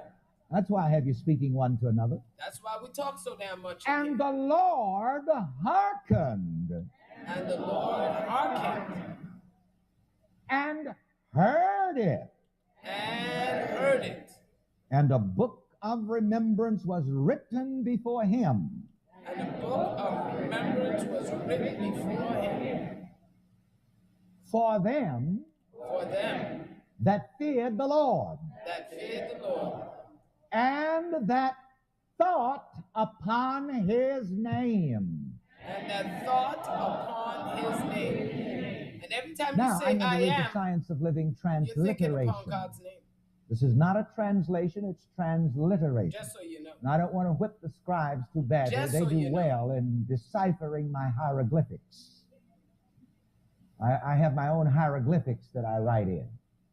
But this should be transliteration, which means a literal rendering of the text. Here we go. They that knew and loved the Lord. They that knew and loved the Lord. Spoke often to one another. Concerning his love and goodness. Concerning his love and goodness. Now you see, you know what to talk about when you speak to one another. Yep. No more of that expensive, cheap talk. No more expensive, cheap talk. They're going to try that again. Then they that knew and loved the Lord. And they that knew and loved the Lord. Spoke often to one another. Spoke often to one another. Concerning his love and goodness. Concerning his love and goodness. Now, what are you supposed to speak to one another about? Love and goodness. Concerning his love and goodness. And if you're not going to do that, leave the telephone on the cradle between services. Yep. Shut your Since mouth. I read this Sunday, I was monitoring my talk on the telephone. And so there were a couple of conversations over the past few days. It was just like the Holy Spirit was or something was saying to me, oh, watch it, this conversation is going downhill quickly. And you see, you got to know when you what did Reverend Ike preach Sunday also? You have to keep your mind and your mouth in agreement, in covenant with God. Yep. And you had better become sensitive to when you are about to cross that line and get your mind and your mouth out of covenant with God. Yep. Yeah. Don't stand there looking at me like that. Don't look confused. And it was just like something said, boy, this conversation is going downhill fast. And so what did I do? You have to very quickly redeem the conversation or discontinue it. Yep. Come on, let's get this again, because we are going to get our minds and our mouths into agreement, into covenant with God around here. Yes. And you're going to see some blessings. Yep. Hallelujah. Hallelujah.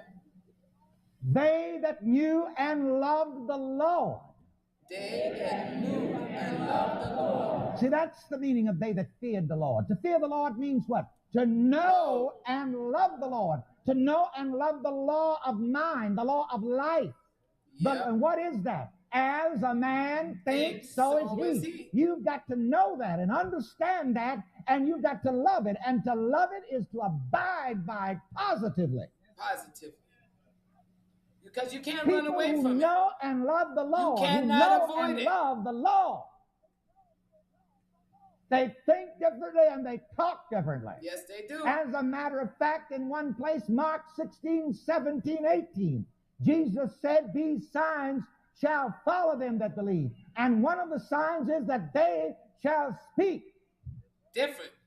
Where? Authority. Yep. New tongue. New. You'd better ask yourself, what kind what of tongue am I talking with? Yeah. Am I what talking kind of with tongue a are new you talking tongue with? of love and goodness and joy and peace and health and happiness and prosperity and success? Yes. Am I talking with the healing tongue? Yes. Or am I talking with the tongue of dis-ease and confusion and mess? What are you talking All right, let's start again, because I want you to see this. It's important, good people. What are you talking with? They that knew and loved the Lord. They that knew and loved the Lord. Spoke often. To one another. To one another. Concerning God's love and goodness. Concerning God's love and goodness. Now you know what to talk about. My father had an organ in the parlor, and he would get on that organ, one of these old pedal organs none of you youngsters ever saw. And he would get on that organ and he would play, just think of his goodness to you.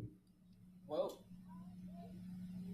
When clouds o'er you sweep, he is able to keep. Just think of his goodness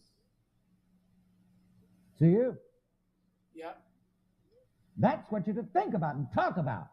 All right, we're going to practice this for just about 3 seconds. That's just about all at this moment. We're going to be practicing this throughout this session. But we know what we're supposed to talk to one another about. And we're going to use a colloquial word.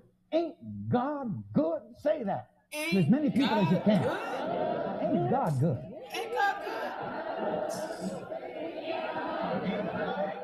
Ain't God good? Ain't God good? Ain't God good? Ain't God good? Ain't God good? All right, turn back around. Ain't God good? Ain't God good? Ain't God good? No. Ain't God good, y'all? You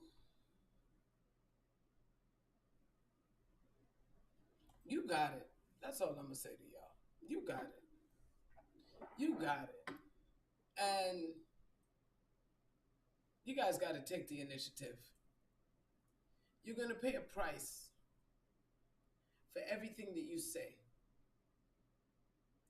If you don't like the way your life is moving and flowing and transforming right now, if you find that you have more hurdles and obstacles than you do ease in your life right now, I want you to pay attention to the cheap talk.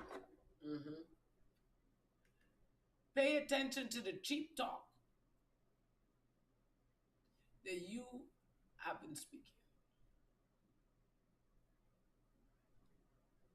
That lack, that sadness, that sickness, you've been feeding it. You are the one that has been feeding it. I gave you power. You have given this thing power. Period. And you can't run from it. What's up, blockchain? How you doing, baby? And you cannot run from it. I know you trying. I know you wishing and you hoping. I know that you want to do as much running as you can. But baby, you can't run from you. That's why you keep running into those bad relationships. That's why you keep running into that energy, because you cannot run from you. So your cheap talk, you're paying a high price for it. You're paying a high price for how you think, how you speak. You're paying the price. You know,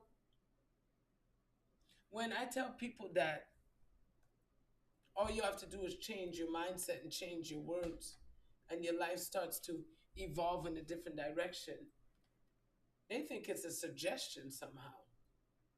They think that when I say that, oh, thank you, baby. Amped up. When you think that energy is something that you don't have control over, look, the control that you guys have over your life, that's it. You're literally giving yourself instructions all day, every day. You are instructing yourself. When you call yourself stupid, your cells are listening. When you call yourself smart, your cells are listening. When you call yourself beautiful, you're listening. Every part of your life, your cells are listening. Change that. Change the things that it's listening to so that you can have the life that you are seeking. Because if you do not take this initiative, there's no guru, there's no pill, there's no book, there's no man, there's no woman, there's no mountain, there's nothing that will be able to save you from yourself. And so for all of you who keep repeating these patterns, I want you to know you are the one that is creating and keeping that pattern alive.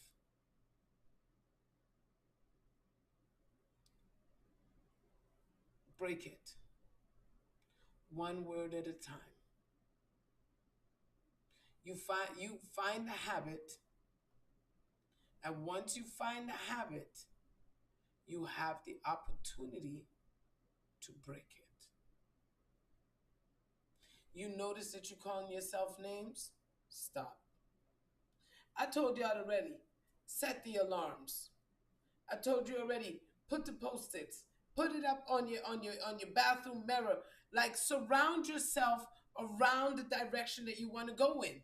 If you notice, when a boxer is training for a fight, he has one focus. He's devoted all of his time, his energy, and his effort into that focus. When you are a singer, you're putting all that energy into that. When you're a jewelry maker, you're putting your energy into that. Whatever you're doing, you're putting your energy into it. Whether it's cooking food, whether it's taking a shit, you're putting your energy into it. You are putting your energy into it. And I want you to understand You said please send me a DM. Gotta call. Okay. When you start to shift, when you start to unfold, when you start to listen to yourself, when you start to hear for real the words that are coming out of your mouth, you're going to understand all of your shortcomings and all of your elevation. You're going to understand that you've been doing it out of the words out of your own mouth. You've been doing it. So it's testimony time. Anybody got a testimony? Please do not come up on my stage and fuck around, because I will just block you. All right? If you guys have a testimony, if you guys want to take this seriously and share your movement and, whatever the fuck, you are welcome to do that right now. We're going to open up the floor for that. You guys can put in a request.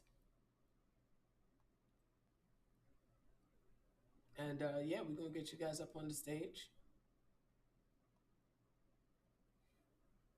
so you guys can share in your testimony.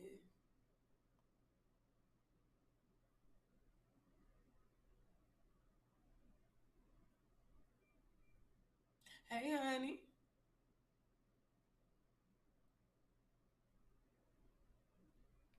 I don't know why I can't hear you.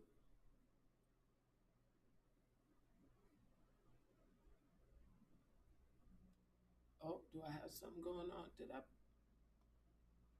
me see what my mix is saying, just in case. Okay, no, 420, it was not you. Hold on. It is not you, honey. All right, you should be good now. There's a setting. Go ahead and talk now. You should be all right.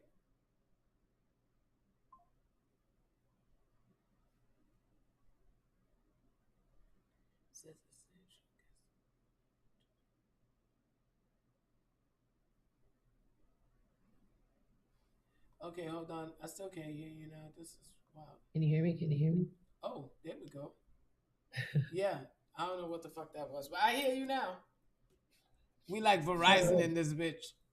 Anyway. Can you hear me now? I can hear you loud and clear. Oh, wonderful. Yes, honey bun. Yeah, so just I keep coming in and saying, not to like toot my horn, but I'm an example of how what she talks to us about every day, if you put the work into it, it can change your entire life. Yeah. Damn it. Toot that horn. I'm sorry. No, I said toot that horn. Toot toot. We sat and had a conversation the other day, and it was like I was talking to my sister, or my aunt, or my mom, whatever. But I'm really shy when it comes to people I don't know, right? So it's helped me come out of a shell that I hid in for the last year. And, with an addiction and using that as everything you talk about every day is literally what I'm facing in my journey of healing. The other day it was with my son, and yesterday was a different day. He came up to me and he's like, are you okay, Mom? I was like, yeah, why? What's up? He's like, you're really quiet. And I was like, well, I say it 1, 2, 3 times, and I'm going to go upstairs to my room and not be angry and yelling. And I'm a loud mom. So you've helped me with that in one day. And I talked to my mom last night. She was on here yesterday. Yes, she was. And she sat and she listened, and she called me and she's like, I haven't seen you for about a week or 2, but I can hear it in your voice that you're doing a lot better.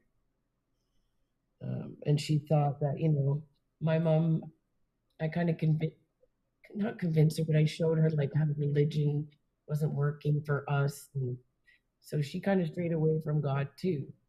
And sitting here yesterday, we both literally had a conversation. We abandoned our faith in the church, but at the same time in God and in ourselves. So me and my mom were getting along a lot. Like, yeah, just everything's changing for us. So I'm grateful. Yeah, if you're here and you just listen and then you don't do anything, nothing's gonna change. But if you come into it and you're like, I heard this is what I needed to hear. Every day you come, it's gonna be what you need to hear. Yep. And like she's just like us. It's not like a doctor or a strength or a counselor trying to get you to tell them all this. Like, that doesn't work for me. I can, like, we can read their minds and stuff. It's just like, I used to counsel my counselor. I don't got time for that. That's what I was just gonna say. I was like, stop counseling me. I'm your counselor. She used to be talking. I used to be like, ooh, I can help you more than you helping me. I tell you that. Did I come for you or did I come for me here? So just little things like with friends and stuff. Somebody reached out, and I'm not ready for that yet. Reconciling, or you don't always have to become friends with somebody that you were before, but being on a good level with them is important. So yes. I'm not ready for that yet, but it just showed me once you start to put yourself in the direction of positivity in your path, things start to come at you. I just want to say thank you, and thanks for all the support. Everybody in here every morning putting up with me spewing. Oh no, you are beautiful. You are beautiful. Someone said Rev Icon was ahead of his time. He was beyond his time. I mean, he passed in 2009. We're in 2026, and it's still brand new to a lot of people out there that God is in them, that they have the initiative, that they have this beautiful energy to be able to get this power out. And, you just you being an example, the amount of adversities, the amount of things that you've had to go through, dealing with religion, dealing with who you are, dealing with identity, dealing with so many different things. It was pulling you apart in so many ways. Yeah. But now that you recognize that, you know what? I am. Like, it don't fucking matter what none of you guys say. It doesn't matter if you think I belong or I don't belong, or it doesn't matter. I am. Yeah. I'm fucking here. And God recognizes that I'm here, so I don't really care if you recognize or not. I used to say, I just don't give a fuck. I just don't give a fuck. Because you know what? I have people in my life that they have been told that they don't belong. And it scares me just how much we really think that we have a right to tell someone something about who they could love. You understand? Mm-hmm. The only thing I say when it comes to who you can love is just don't prey on anybody. Yeah. You understand? Love them, but don't prey on them. Become obsessed. Don't do that, because when you start to prey on someone, then you become an abuse to them. You understand? This is where you can have, you can, be a pedo, you can, be a rapist, you can be something more than just the love for that thing. Now you start to become an abuser of that thing, because now you want to manipulate it and scheme it and trick it into loving you. That is dangerous. You don't need to do that. And for some people, they're not trying to do that. That's just how the system, I mean, they know that they're capable of it and it's possible. But a lot of the time, what I found with people in my life, they don't even realize that they're doing it. And the ones that do realize it, you put them in their place. But like the system has changed people so much, right? Yep. You have to take an initiative. And what I learned in this whole ball game of this thing called life. I've only been doing it for 48 years. But in this 48 years, wow, I have taken myself to hell aplenty. You both. I have taken myself to hell aplenty. And I realize right now that we are ahead of our time. As we start to accept the divine in us, as we start to accept God in us, as we start to accept who we are. Oh, you 48 too? Ew. Okay, 77, 78 in the house. As we start to accept who we are, nobody can stop you. Nobody can stop you. The only thing that can stop you right now is you. The only thing that ever was stopping you was you. Me. But with this recognition that you have now, nothing can stop you. So that when people are talking to you about the bullshit, yeah, you're no longer. When people are moving in that lack, when people tell me, oh, my favorite is, especially, y'all know I wake and bake, right? And I be around my peoples. Like, I know you ain't goggling balls and shit. I know you ain't, you know what I'm saying, eating ash and shit. So I'll smoke with you. If once you in a relationship, and I ain't smoking with you no more. I'm not even gonna lie. If you in a deep relationship, we are no longer smoking with each other. Cause I'm not goggling balls with you. I know you might have brushed your teeth, but them balls was still in your mouth. You know, I'm just saying. That's all I'm saying. We ain't smoking with each other no more. But if you got a cold, we still smoking. We still vibing. We still gonna drink with each Just other. Roll your own. No, but for me, I'm like, when people are like, you know what, I got a cold. So, you know, no, you got a cold. You got one. I don't got one. And you being sick ain't got nothing to do with me. You being in this position, that's your mentals. So you keep that over there. I'm going to keep myself at calm and at peace, healthy, vibrating good. And yeah, we can still be friends indeed. That literally happened to me last night with my neighbor. And it was mine. And she's like, well, can I like just smoke the first little bit and then we can have the rest? And I'm like, dude. Like what? It's mine. Like, what are you talking about? Sure, no problem. Here you go. Mm-mm. If I know you I am, you know what I'm saying? Because you got to, you just have to be one of those, what they call mindful people. And so make sure that, you know, the people that you're connecting with in any form, you're sharing a drink with them, you're sharing a room with them, an energy with them. Make sure that yours is right. Yeah. Make sure your shit is right. Because we keep our friends close, but other people keep their enemies closer. I don't keep no fucking enemies close to me. I don't understand that. Keep your friends close and your enemies closer? Why the fuck am I keeping my enemies closer? That's a dumbass statement, by the way, y'all. Keep your enemies closer? Fucking why? Move the enemies out. You know why they say to keep your enemies closer? It's not that you're keeping your enemies closer. It's that you are so close to your enemy because your enemy is fucking you. Oh, yeah. Shit. Uh-oh, sorry. Don't mean to call some of y'all out. Sometimes some of us are magnets. We just pull people in, right? We just walk around and we just hear.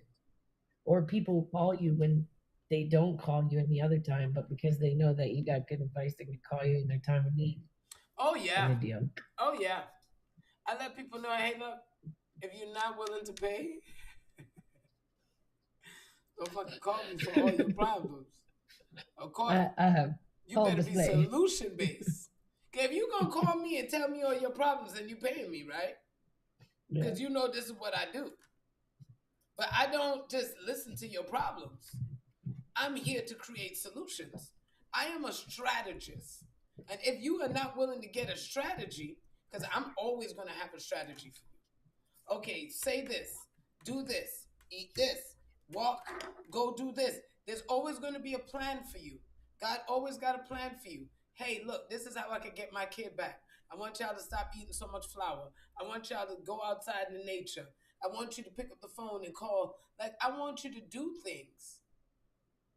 And if you are not willing to do those things, then I need you to know that the suffering that you're feeling, the lack that you're feeling, it ain't my fault. I'm not doing it to you. You're doing it to yourself. When I figured that shit out, I ain't gonna lie, y'all, it broke my heart. It broke my heart when I realized that I was the one doing all of this to me. That I was the one imprisoning myself. That I was the one beating myself. That I was the one destroying me. That I was the one, like, taking me away from life. I was the one doing it.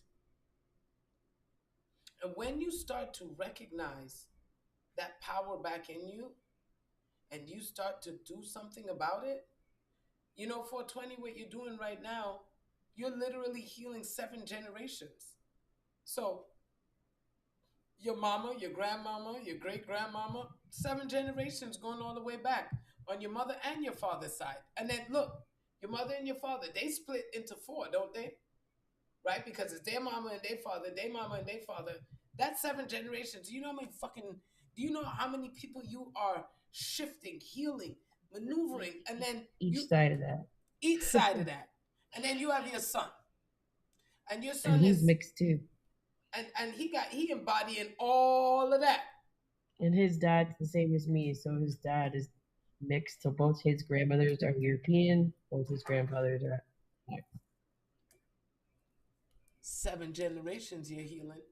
Mm-hmm. Before and after 7 generations. And I was saying to you the other day on the phone, an indigenous belief, sweetgrass is tied in a braid. And in each strand of the braid, there's 7 pieces of sweetgrass.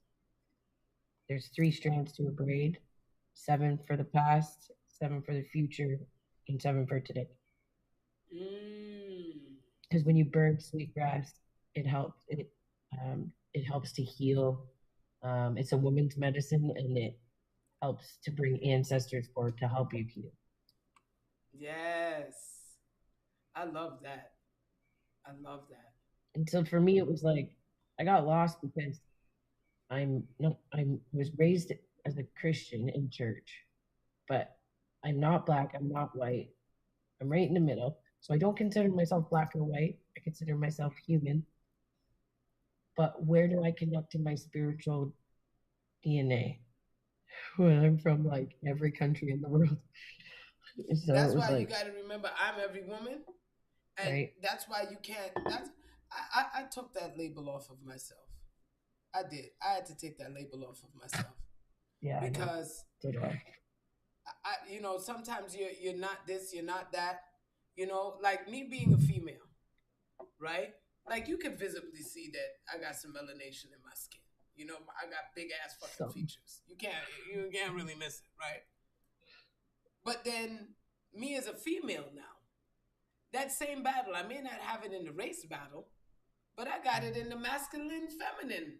Yeah. Because I am hyper fucking feminine. Yes. Hyper feminine.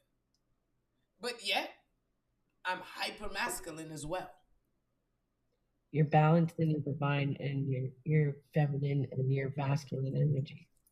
So sometimes when I'm in a room, men will tell me straight up, you intimidate me. Yeah. And I'm like, what the fuck you mean I intimidate you? No, you intimidate me. Like you make me feel like you're someone energetically I have to compete with, and you're not. Like, that's crazy. How is it that when you walk into a room, I could feel that alpha energy on you so strong to the point where me as a man is like, oh shit.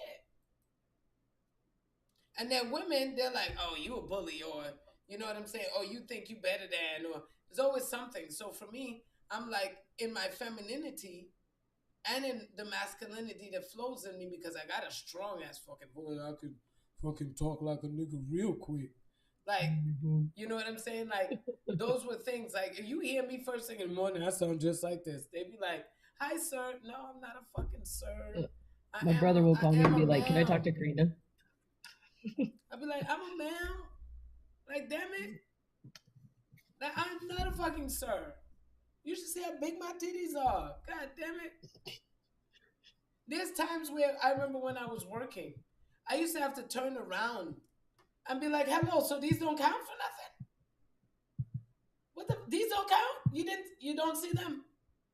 Oh, ma'am, I'm so sorry. What, you thought I bought, what, you thought that they were fucking inflated under there? They're titties. And I need you to acknowledge them. Hello, I'm a female. That's why God made all my features so egregious. He made my titties big, my ass big. He made all my features big, so you can't miss. And yet, that's a struggle. No, I'm only 5'4". Okay. He robbed me of my height this time. We ain't gonna talk about the height because my mom's 6 foot. My aunt's 6'2". So they go through that all the time. Like they're female, they're mixed, they're very big women. They're not big but tall. Can you tell them to give me back my shit? They wouldn't be having the struggles if they would have just gave me at least 2 fucking inches. I know. Like if they would have just gave me a little bit of my shit back, they wouldn't be going through this right now. Like when we went through my DNA, like my mom's bloodline is the Benin Amazon warriors. You see? You see? That's powerful. You know, look, you 5'2". We in the world, and we in the world, and we doing it. 5'5". You flow like water says, no worries, 5'2". You know, and so you know, this is where you know, there's always, you know, when they say the grass is greener on the other side. Hi, honey bun. When they say grass is greener on the other side, man, no, it's not. Your grass is green, their grass is green. Stay on your side and just be who you are. So when they ask you who the fuck you are from now on, I'm not black. Are you black? No. Are you white? No. So what are you? Are you Hawaiian? Are you this? Are you that? No, no, no, no, no, no. Every question they ask you about who you are. No. So what are you then? I'm a child of God, baby. Yeah. That's it.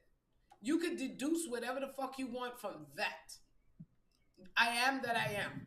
I'm here. You don't have to figure out where I'm from, who I am. You see me right here? This is it. This is the creation right here. It don't matter what the fuck made it. You like it? Appreciate it. If you don't, see you later, partner. You can go somewhere. Straight up and down. I want you guys to stop letting yourself be questioned. Stop letting yourself be put in a position where you feel like you need to be answering because somebody wants to be ignorant or somebody wants to act like they slow. They're not fucking slow at all. But they want you to feel off. They want you to feel a lack within yourself so that they can have a betterment. You let nobody play you. Let nobody do that to you any further. From this day forward, don't ask me what the fuck I am, who I am, or who I think I am. I'm a child of God. I don't owe you no explanation, none. Nothing else. And let them fucking walk with that. And trust and believe, some people gonna act like you got an attitude or act like, oh, that's fucked up. And I don't know where you gotta talk. No, I'm a child of God. Period. Oh, you don't believe in God? Okay, I am that I am. How about that? I am that I am. You see me. That's it. It don't go no further than me. How about that? What made me? I am it. And you guys take that power because, people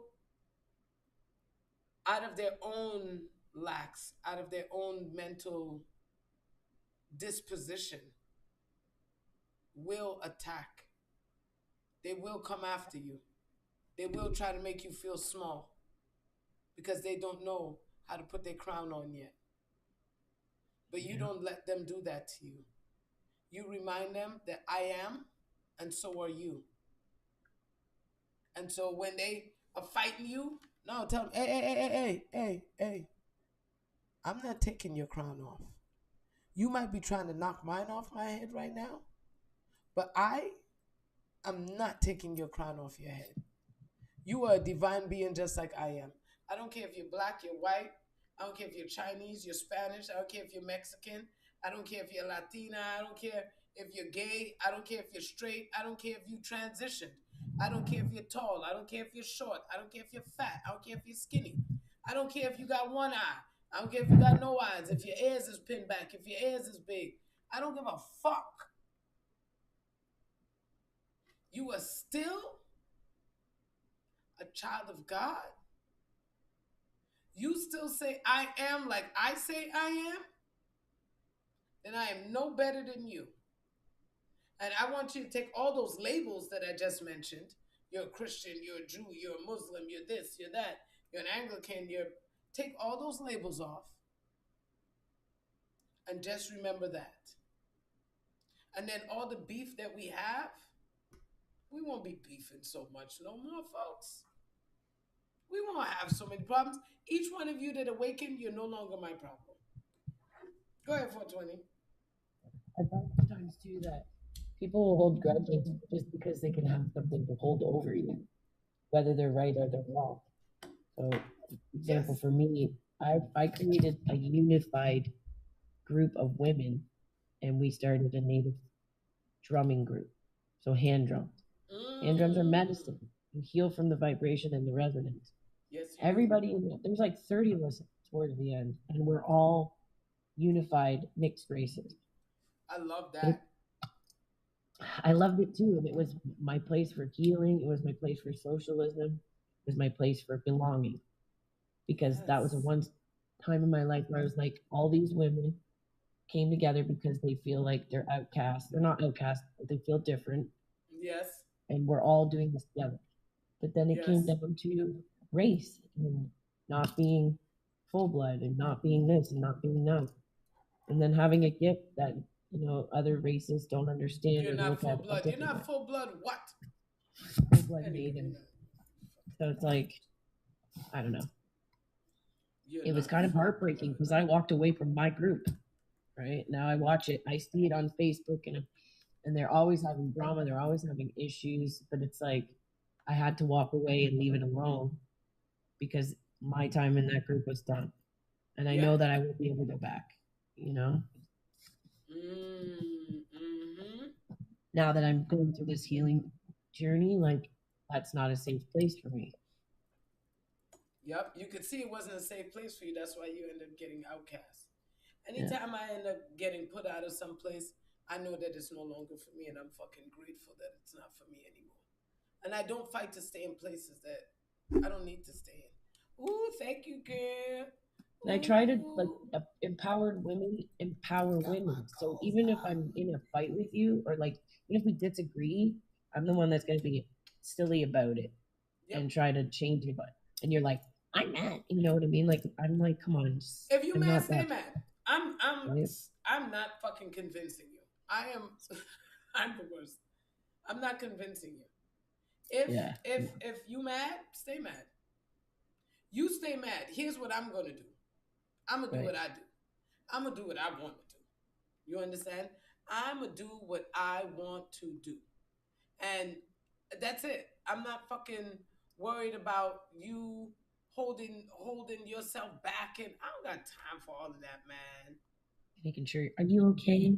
Because that's what people like. Are you okay? I don't got time for all of that. Are you okay? I really don't. Like when I say I don't got time for it, man. And that right there is something that, people just need to understand. Like, this ain't it no more. And I don't have time to fight. I don't have time to do none of that anymore. That energy right there is a dead dud. It's a dead dud. And I'm grateful that I got this initiative back in my mind, that I got it back in my spirit, that I got it back in my light. I'm grateful because otherwise, I would still not want to be on this planet. I would still feel like I didn't belong here. And I want every single one of you guys who have been told that you don't belong, who's been made feel small, who's been made to feel less than, I want you to put middle fingers up to those fucking people, places, and things and tell them, fuck you. Fuck you. That's what we're doing today. Fuck you. Come on, Q. Say it with me. Fuck you. Tyrese sitting here like, yeah, right, yeah, right, that's right, Mom. Yes, baby, that's my baby. That's my sugar. Tell he goes, him, fuck you. Talk to me nice. Talk to me nice. If you can't talk to me nice, go ahead. Oh, man. So. I appreciate you. I love you. I'm going to disconnect. Yes, baby. I appreciate you so much. Thank you for appreciate you too. Doing what you saved my life. Or you helped me save my own life. That's it. Because I didn't save it. You guided me. I guided you back myself. To yourself. Yes. And you are doing great. And you're pulling the rest of us with you. Because as you are saving you, all the pressure that was trickling off of you, even onto me, is coming off. And that's like when us, I don't like to say us because that separates us from other people who are gifted and have a gift who can feel, see, hear, whatever. Like, you will take on other people's energy. Like she said, like she does this for a living, but every day, like she's exhausted. Like it takes energy to read energy. Oof, it does. It takes more energy to read than, you know what I mean? So it's like, it does. When somebody comes around and you start to feel like crap, you have a headache or you get grumpy or snippy. That's because you're resonating, and like I have goosebumps all over my body right now. That's you're feeling a resonance that your body's not agreeing with, and everybody's like, "Oh, it's just my gut feeling." No, that's your spirit inside saying, punching your stomach from the outside, saying, pay attention. Yep. Exactly. Love you. Oh, I love you, girl. I love you. Denise, how you doing, honey?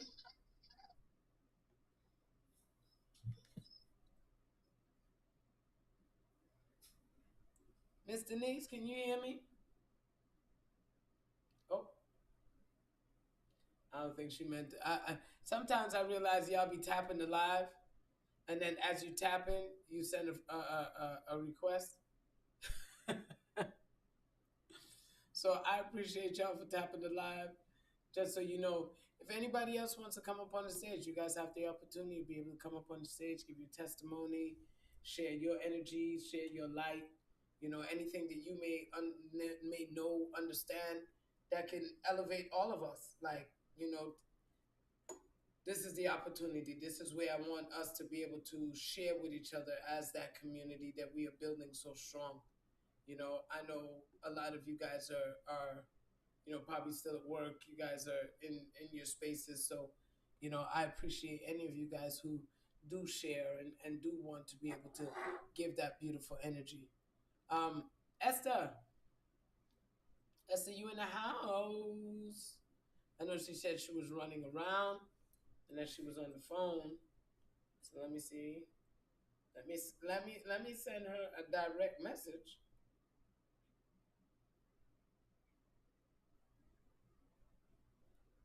Hey.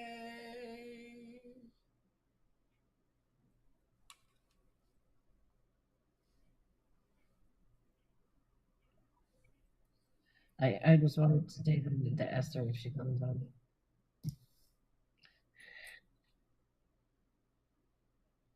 I'm like, Esther, where you at? Where you at? Where you at? Esther, where you at? Where you at? She just pops in at the right time.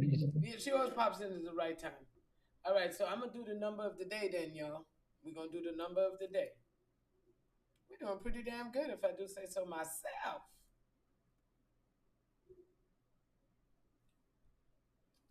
So every day we pick a number of the day. That energy ties into the circulation that we have circulated with each other and through each other. And it manifests as a number, right?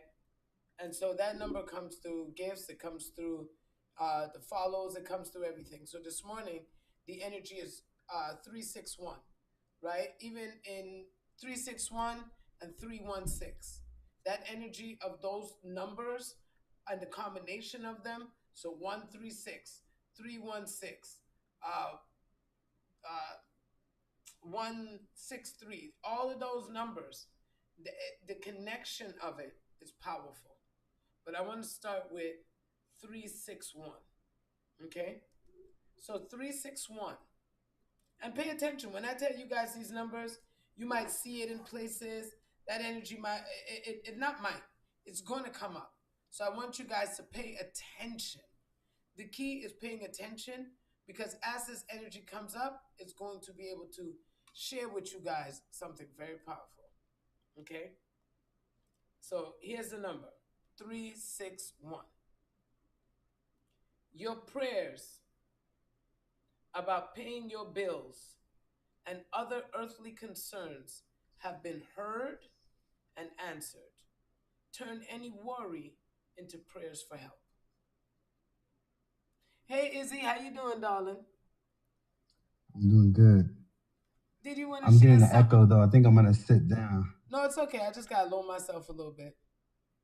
You got all that. Oh, okay. You got all that bass in your voice. That's why you shaking my speakers over here.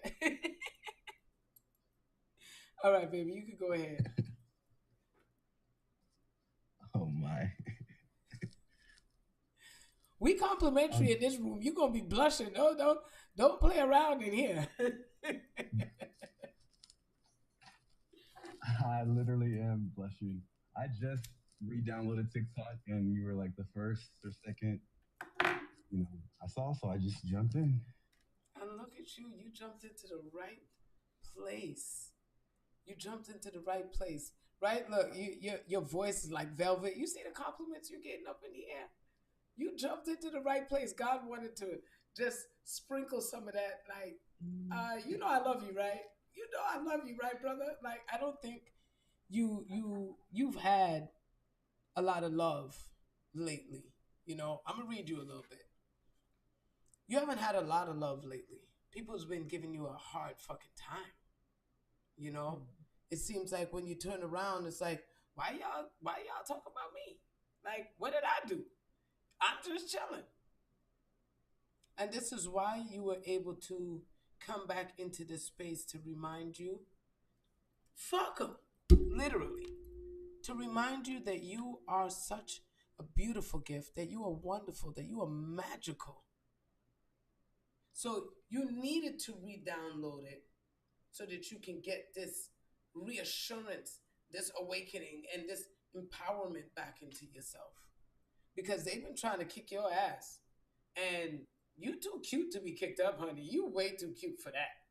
So you came right into the perfect space.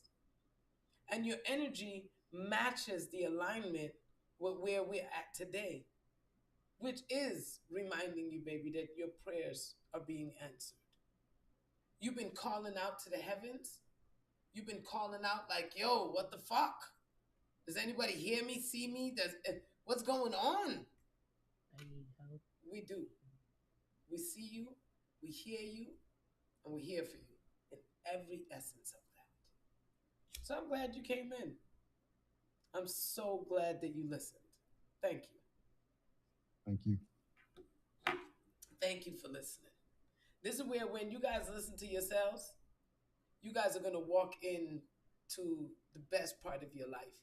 And Izzy, right now, you are literally walking into the best part of your life. Your life is about to change in the most magnificent ways. And the only thing that you're needed to do is just have faith. Just a little mustard seed, like a little bit bigger than a grain of sand. Just have that much faith. I can do this. I'm fucking amazing. Like, I want you to start stroking your ego. Don't let them think that you having an ego is a bad thing. It's called self-esteem. It's called confidence. They've been taking your ego, the word ego, and trying to make it seem like it's a bad thing, but it's not. You better be like Beyonce and have a big ass ego. I got a big ego. Fuck you. I was gonna say more like for Patrick. No, that's facts though. I mean, I can look back a few years. Oh, go ahead, baby. Go ahead. I know the timing is a little off on my end, but I know from my experience. I mean, I had an account that said, death of the ego. It was like this thing of trying to not be confident, not have an ego, and that didn't get me far. I mean, I didn't know who I was for the longest, and you were right on the money just because the last 6 months have been the most challenging months, but also the most rewarding at the same time. It's been oh man, like my relationship with God has never been tighter, but it's also been the roughest. Yep. So it's been because what you've been dealing with, time down here. What you've been dealing with, baby, you've been dealing with the principalities.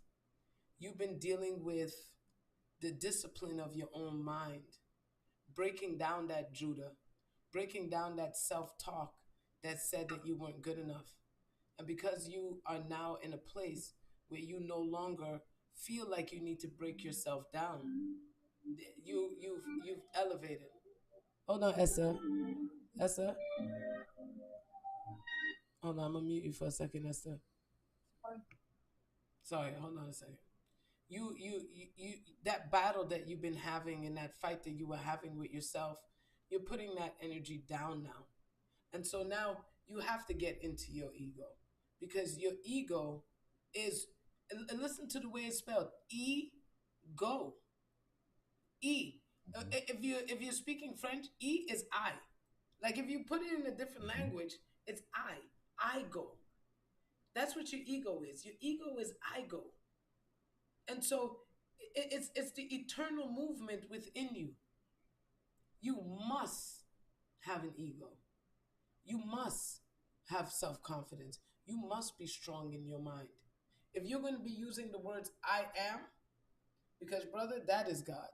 I know we use the word God, but there's so many names for this thing. God, Allah, Jah, Jehovah. We call it 1,000 million things. But those words I am are the only ones you're going to be responsible for. Period. So you make sure that those ones are valid, that they're elevating, that they're empowering, and that they are what it is that you want to speak on yourself and on your life. And anything less than that, leave it alone. Because once you're putting I am in your mouth and you're putting broke or anything negative, you're going to get that. That's God's name. I am that I am. Whatever you say you are, you become. Stop letting them dictate to you who you are. You now start to tell them who you are. Thank you for coming in here, Izzy. I appreciate you. Thank you. Thank you. Oh, man. See, this is why I made this room. That's why I'm here every day, 7 to 9. You know, some days I'm going to go to 10 because, yeah, I could. It's my room. I could do that. It's my time, isn't it? So I'm so excited. Esther, I know you got something amazing for us today, as always. So I'm going to give the floor to Esther. Q, you said that you wanted to say something to Esther when she came on stage. So you have the opportunity to do that. And I'm just grateful to you guys. And so I want you to remember the number 361. Your prayers about paying your bills and other earthly concerns have been heard and answered. Turn any worries into prayers for help. Those prayers for help is just going into a state of gratitude. Thank you, God, so much that my bills are paid. Thank you for sending every dollar that I need, every help that I need, every person, place, and thing that I need. I'm so grateful that all my earthly concerns and needs are taken care of. Those are your prayers. Just say thank you. That's the fastest way for you to connect with what it is that you are looking for in this life. So turn those worries into gratitude. Look what happens when you say thank you. You send joy to your mind. You send positive energy to your mind. Your brain registers, yes, that means she's happy about something. He's happy about something. You have no concerns left. And I don't want you to be concerned anymore. I don't want you keeping yourself in that establishment of lack. And so 316 is the next one that I wanted to read for you guys. Remember, John 3:16, for God so loved the world that he gave his only begotten son. That is a powerful energy right there. I love you so much that I give so much to you. So at 316, you are working with powerful ascended masters who are supporting your material needs. Trust and be open to receiving their support, which is always available to you.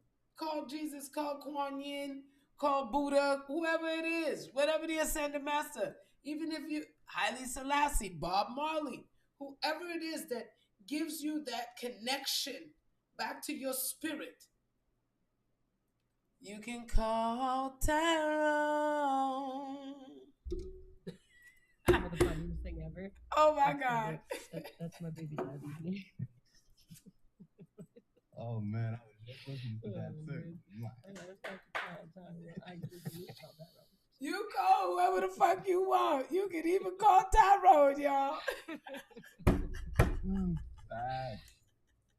Izzy, I just wanted to say, when I look at your picture, I think of that song. I know it's weird because you said Beyonce, but skin like pearls. Your skin shines like pearls. Oh man, thank you for that. That's one of my favorite places. I was in a great mindset in that photo. Thank you. A great mindset even shows on your skin. People keep saying you glowing. Yeah, you glowing in here. So it shows out here. I love this. Call Tyrone. I'm about to play that after I'm done with y'all. All right, Esther. Your floor is yours. Thank you, guys. Esther's about to grace y'all with something amazing to elevate your hips, your mind, your spirit. And this is our resident producer, DJ, music giver, light bringer. I mean, she creates this music and she premieres it here with us. So when you guys ask what's the song or where can I find it, right here, right now, that's where you can find it. And when she rolls it out, we will definitely be sharing where you can get it. Go follow Esther Zuna Sound. She's been putting the clips up, so you guys follow them. Get the traction out there for them. And we appreciate you guys for being here and doing your thing and getting back into your power. So Esther, the floor is yours, honey.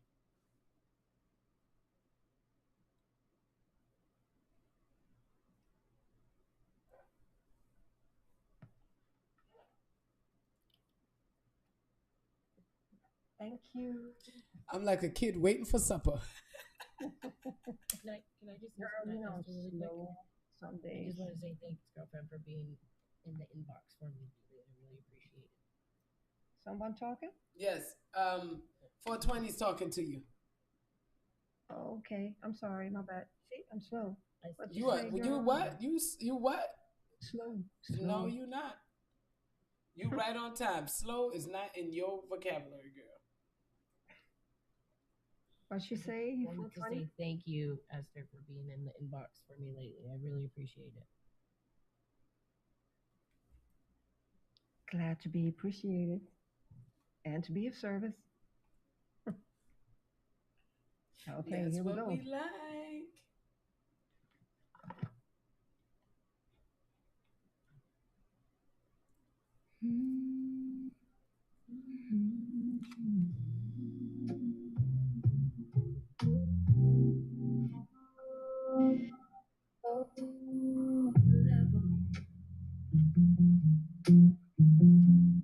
From the intro, oh my God. Candle flicker on your cheek, shadows dancing while we breathe. Every secret on your face, I can read it easily. Slow sip, you don't break your step. Whole room fading out of frame. You don't touch me, but I swear I can feel you saying my name. Oh, softly, so well. skin. Ooh. Just one and you're already in. Every part, every tremble. So little, no sound, but I hear you clear. Every heartbeat pulling you in. We're talking in a language only our eyes can tell. Oh, shit. You lean back, I follow too. Like we practice in a dream. Every silence between us tastes sweeter than it seems. Your smile curves, my guard slips. You're tracing circles in my mind. I feel your hands on my spirit, though you never cross the line.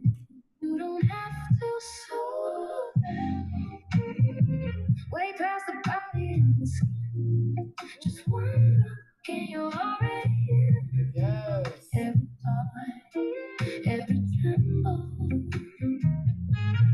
So loud, no sound, but I hear you clear.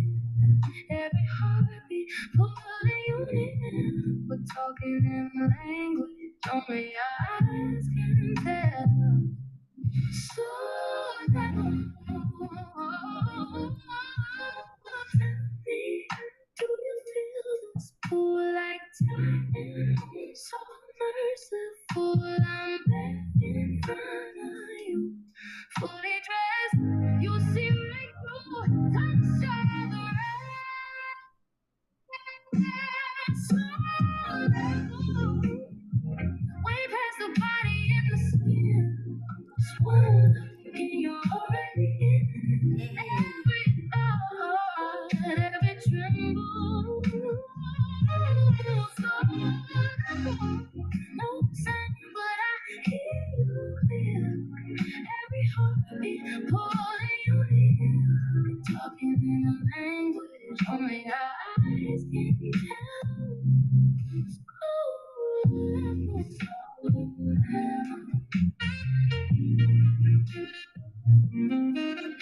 Ooh, damn.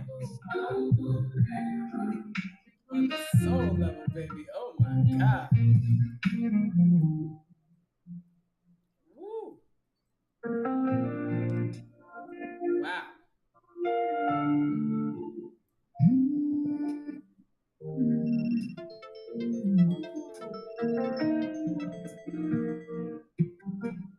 Walking alone with my life, no map, no guide, just day and night, figuring it out with no one there, learning straight, violent prayer, wiping my tears with my own hands.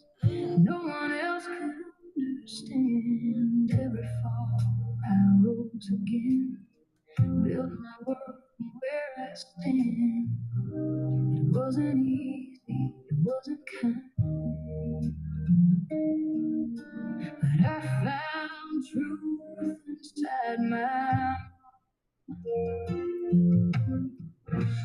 I became my own companion. Held my heart when it was breaking. Damn, Esther! Made a home inside my soul. When the world felt cold and vacant. Damn! Stay true to who I am. To my values, to my faith. Through the pain, through the unknown. Didn't lose myself again. Ooh! Sat beside us, faced my fears, turned my wounds into my tears. No disguise, no need to hide. I met myself deep inside. Every scar became a sign. I was healing over time, piece by piece. I made whole. Found my strength in my soul. No more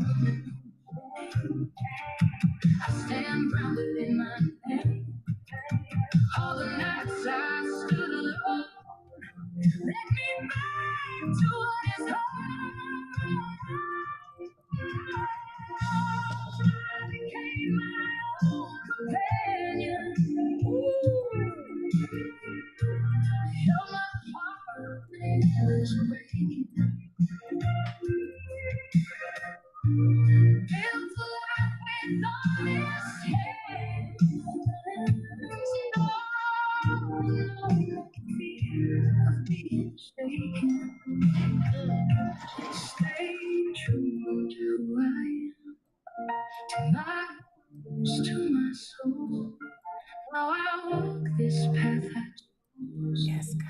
And I finally feel whole.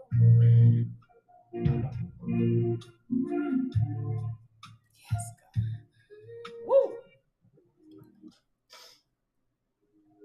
God damn. Hey, Alchemy. Hey, baby.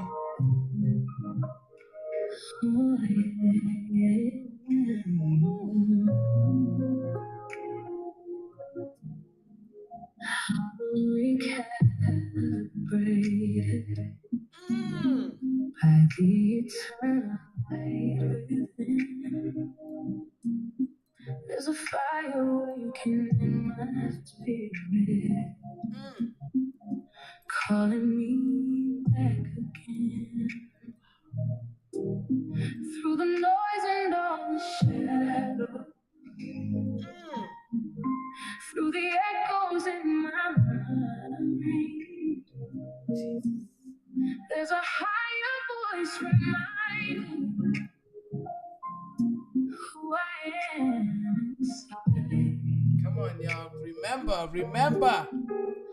Wash me in your presence. Woo! Let your truth light my soul. Radiant light.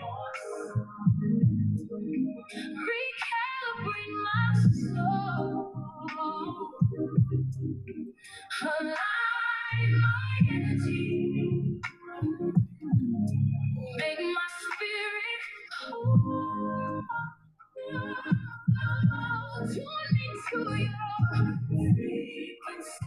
Oh my God. Hallelujah. Of everlasting truth. Erase all distortion. Bring me back to you.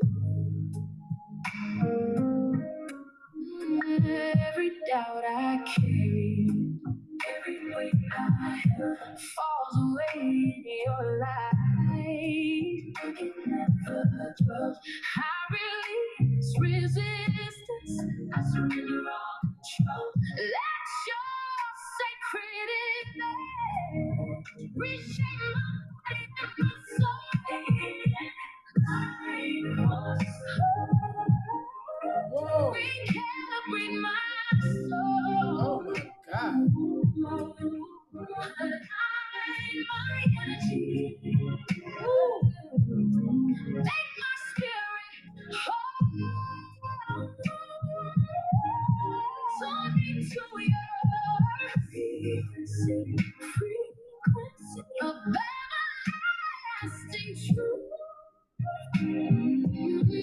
Erase all distortion. Bring me back to you. Strip away the static. Cleanse me deep inside. Only truth can hold me. Right? Everybody's there. Everybody. Oh my God. Oh my God. Hallelujah. Woo! Return to center.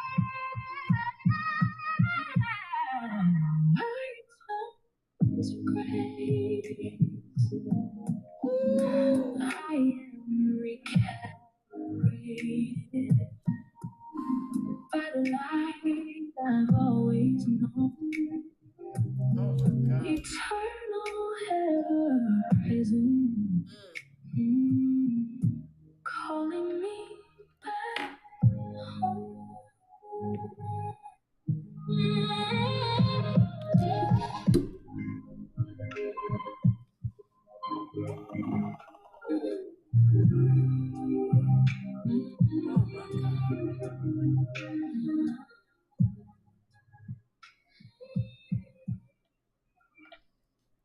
Okay, maybe you want to say something, Marjorie? Holy moly is what I want to say. How about that? Wow. Okay, we're showing off today. I ain't even gonna lie. Okay, we're gonna let. Oh my God! Wow. shit. Woo, Alchemy. Welcome in, honey.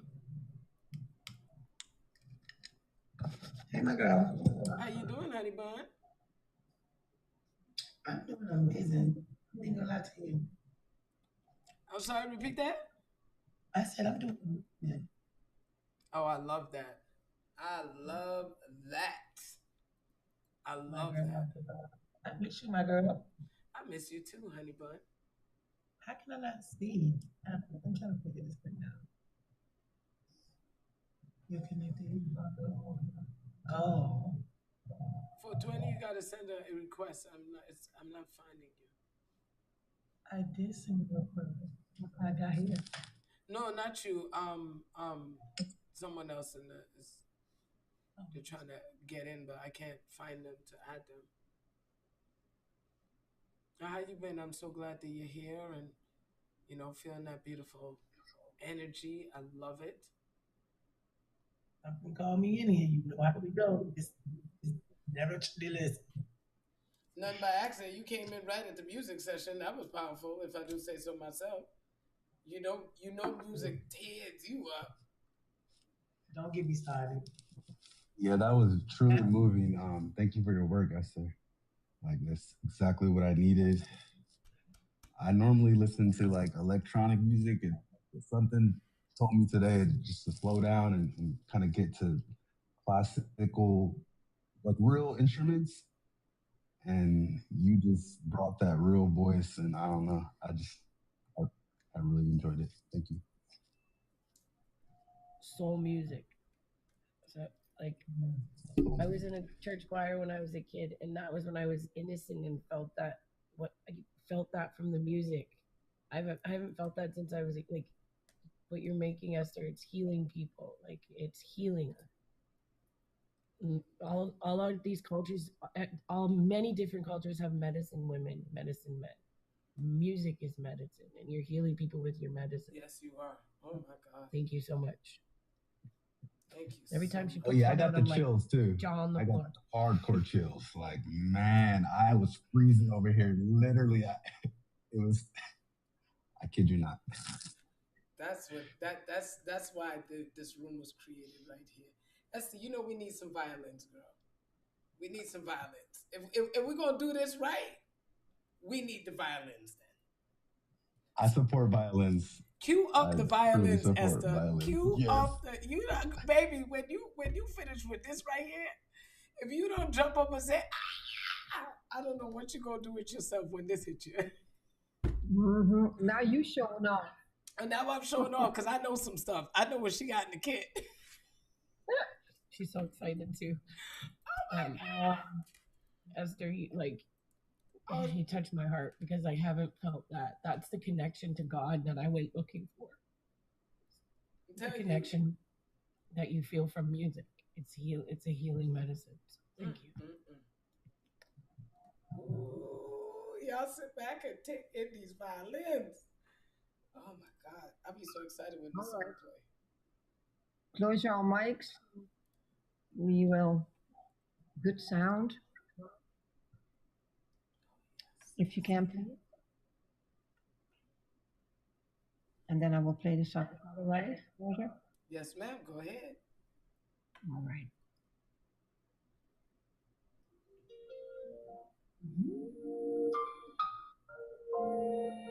Pull your phone away from the speaker just a little bit, Esther. Wait. I think. Yeah. I think this is one. Yeah. There we go. That's it.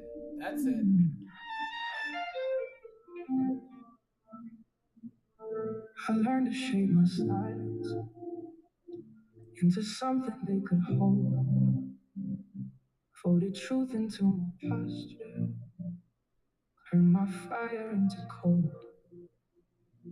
Every mirror I survived, I left a stranger in my eyes, smiling like I understood the way of all my life.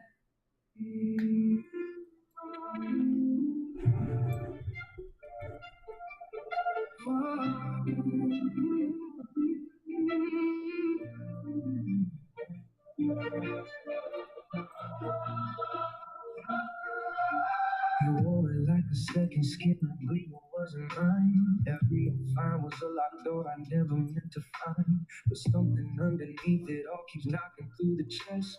A voice that doesn't need to speak, still refuse the rest. Take it all, let it fall. I was never made to hide it all. Stripped the hate, stripped the fear. What I am is already here. Take it all, let it break, let it break. Every role I learned to play, underneath I still remain. Holding tight the lost and pain.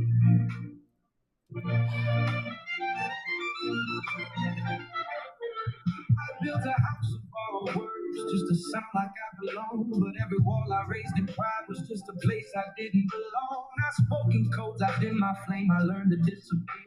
Till the absence of my truth became the only thing I hear. But I can feel it underneath the polished and the calm. The tremor in the mask I wear like it never was my arm. And I don't want to hold it anymore against my skin. If I am anything at all, it's what's beneath within. Take it all, take it all, let it fall, let it fall. I was never made to hide it all. No disguise, no disguise, no disguise, no disguise. I don't need it to survive. Let it break, let it break. Every rock I learned to fake. I am more than what I wore. I am not it anymore.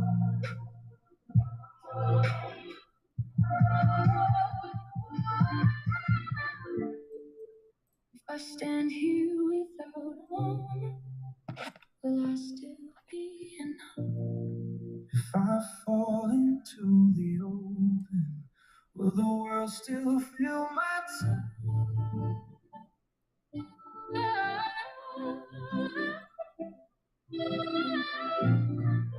Then let it be what it is. Let it be what it is. Take it off, let it fall. I was never made to hide it all. I don't see it frozen on my side. I am sound. I am what I lost and found. No fear, only truth. I am here. I return to the place where I don't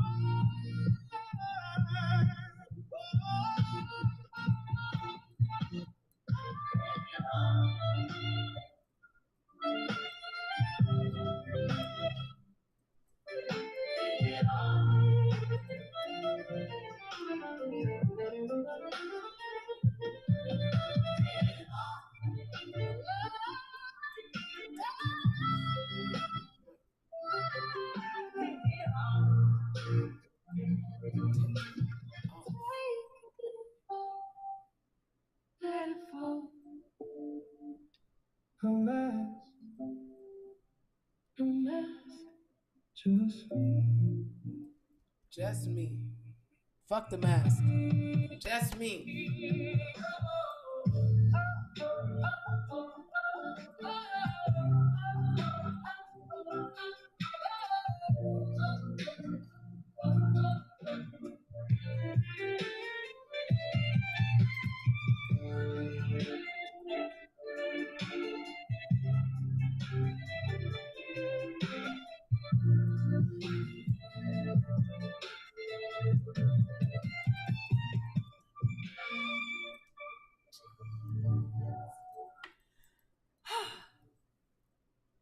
Every damn time, woman. Every damn time. Every damn time. See what we was talking about, Izzy? We needed them violins today. Remember to take that mask off. Let it fall. You were never meant to be small at all. Like, take the mask off and let them see who I feel like the violins make it like so ethereal. Like it really just took you to heaven, didn't it? You know what I think's cool? The first time she played this was the day I really needed to hear it, and the first time he came in was the day he really needed to hear it. Yep. Look at that. Nothing by accident. There's nothing by accident. And this is why, Esther, I tell you I'm so grateful to you, because nothing is by accident. The music, the alignment, Ike, everything, it's all in perfect alignment. And he's showing us how perfectly aligned we are. So every time you listen, you create exactly what the world needs through your needs, and it is doing exactly what it's supposed to do. So thank you for that. Like, thank you. Like when you follow your passion, you encourage others to follow their passion. Yes, sir. Instantly. And you open up jobs, by the way. You instantly start to open up opportunities for other people. We were meant to take each other to the next plateau. We were never supposed to go there by ourselves. I would say your vibe attracts your tribe. Period. So Esther, give us the 3 keys. And thank you, Esther. Thank you so much for everything that you have given us today, because as you can see, it does make a difference. Thank you, baby. I'm really glad that it's received so well. And I was also curious, everybody that's listening right now, is anybody interested in a form of meditation music? Is that something that anybody would like to hear or do even? Can you say that again? You said meditation? I like it. Meditation music? I love that idea. Yes. Would that be something that you would like listen to or make? Make time for to do it? Because if you meditate together, yes. I mean, that's pretty fun. Absolutely. Yeah. Especially if you made it. Actually, tomorrow's Sunday. Right.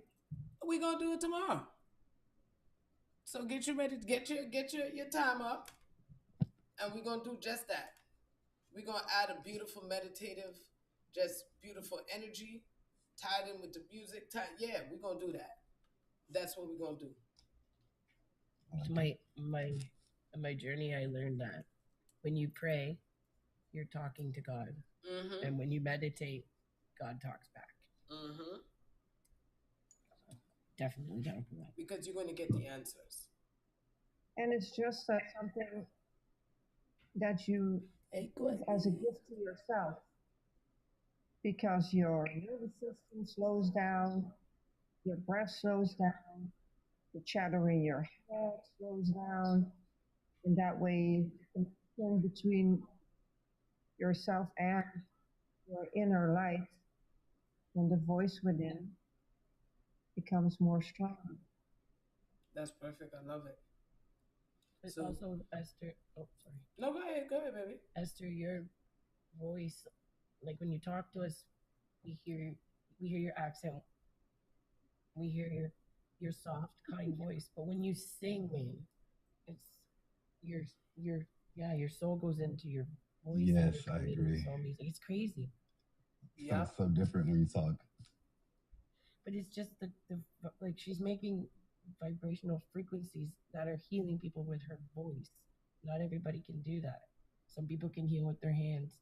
Some people can heal with their mind. Some people, she's healing with her voice.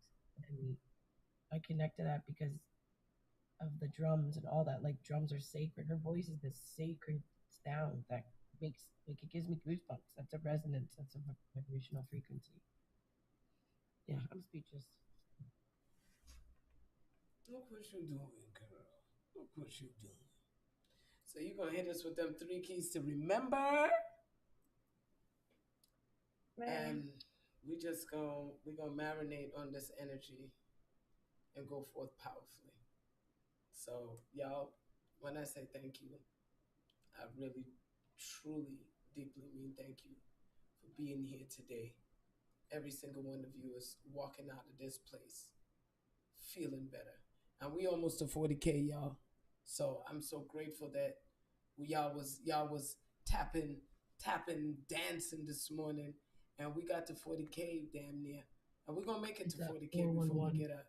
So I'm so grateful to you guys for dedicating your love and just your energy.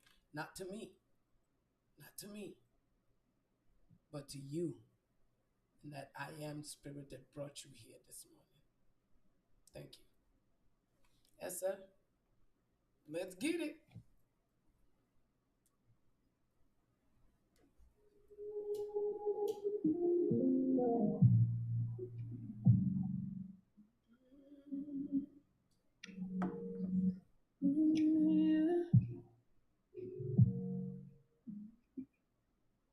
You still have your mic open. Go ahead. Go ahead. You should be okay. Okay. I held my heart, caught it strong, caught it right. But the weight of all that God exactly. Can my heart have a life? You look straight through my stories, past the names and the scars. Said love is not your memory, you're the sky, not the marks. Vulnerability, hands open, heart on my sleeve. Root to honesty, say what I'm scared to believe. Surrender in the fight, falling back into the quiet inside. That's okay, you good. 3 keys to remember who you are, eternal light. In the passing human life. Every truth I kept hidden, turn a stone in my chest. Every mask that I fastened, only covered my breath. When I was split and broken, something deeper reply. You're the space that holds the broken, not the break, not the life. Vulnerability, hands open, heart on my sleeve. Root to honesty, saying what I'm scared to believe. Surrender in the fight, falling back into the quiet inside. 3 keys to remember who you are, eternal light. In the passing human light, so I lay it down on my clever little ground. Oh, every story, every sound.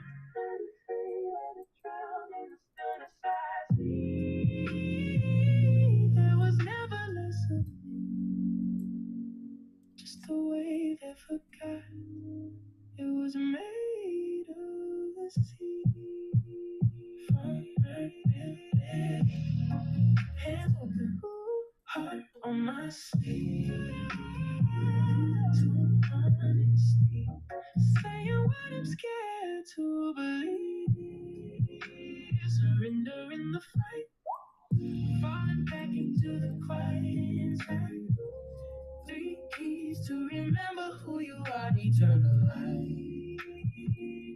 Having one brief human life.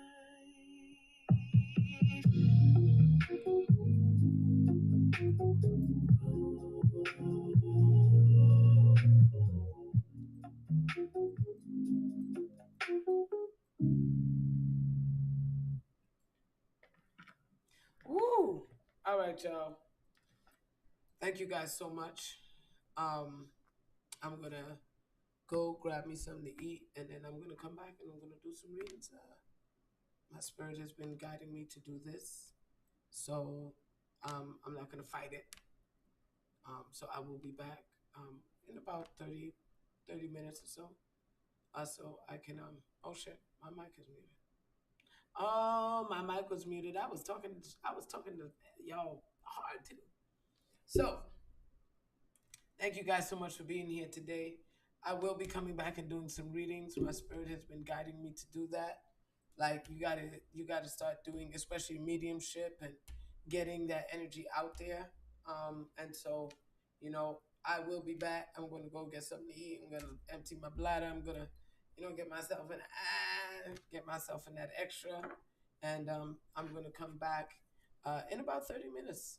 and we're gonna do some readings and get that vibration going. So I look forward to that. I'm excited, and I can't wait to see what energy brings in.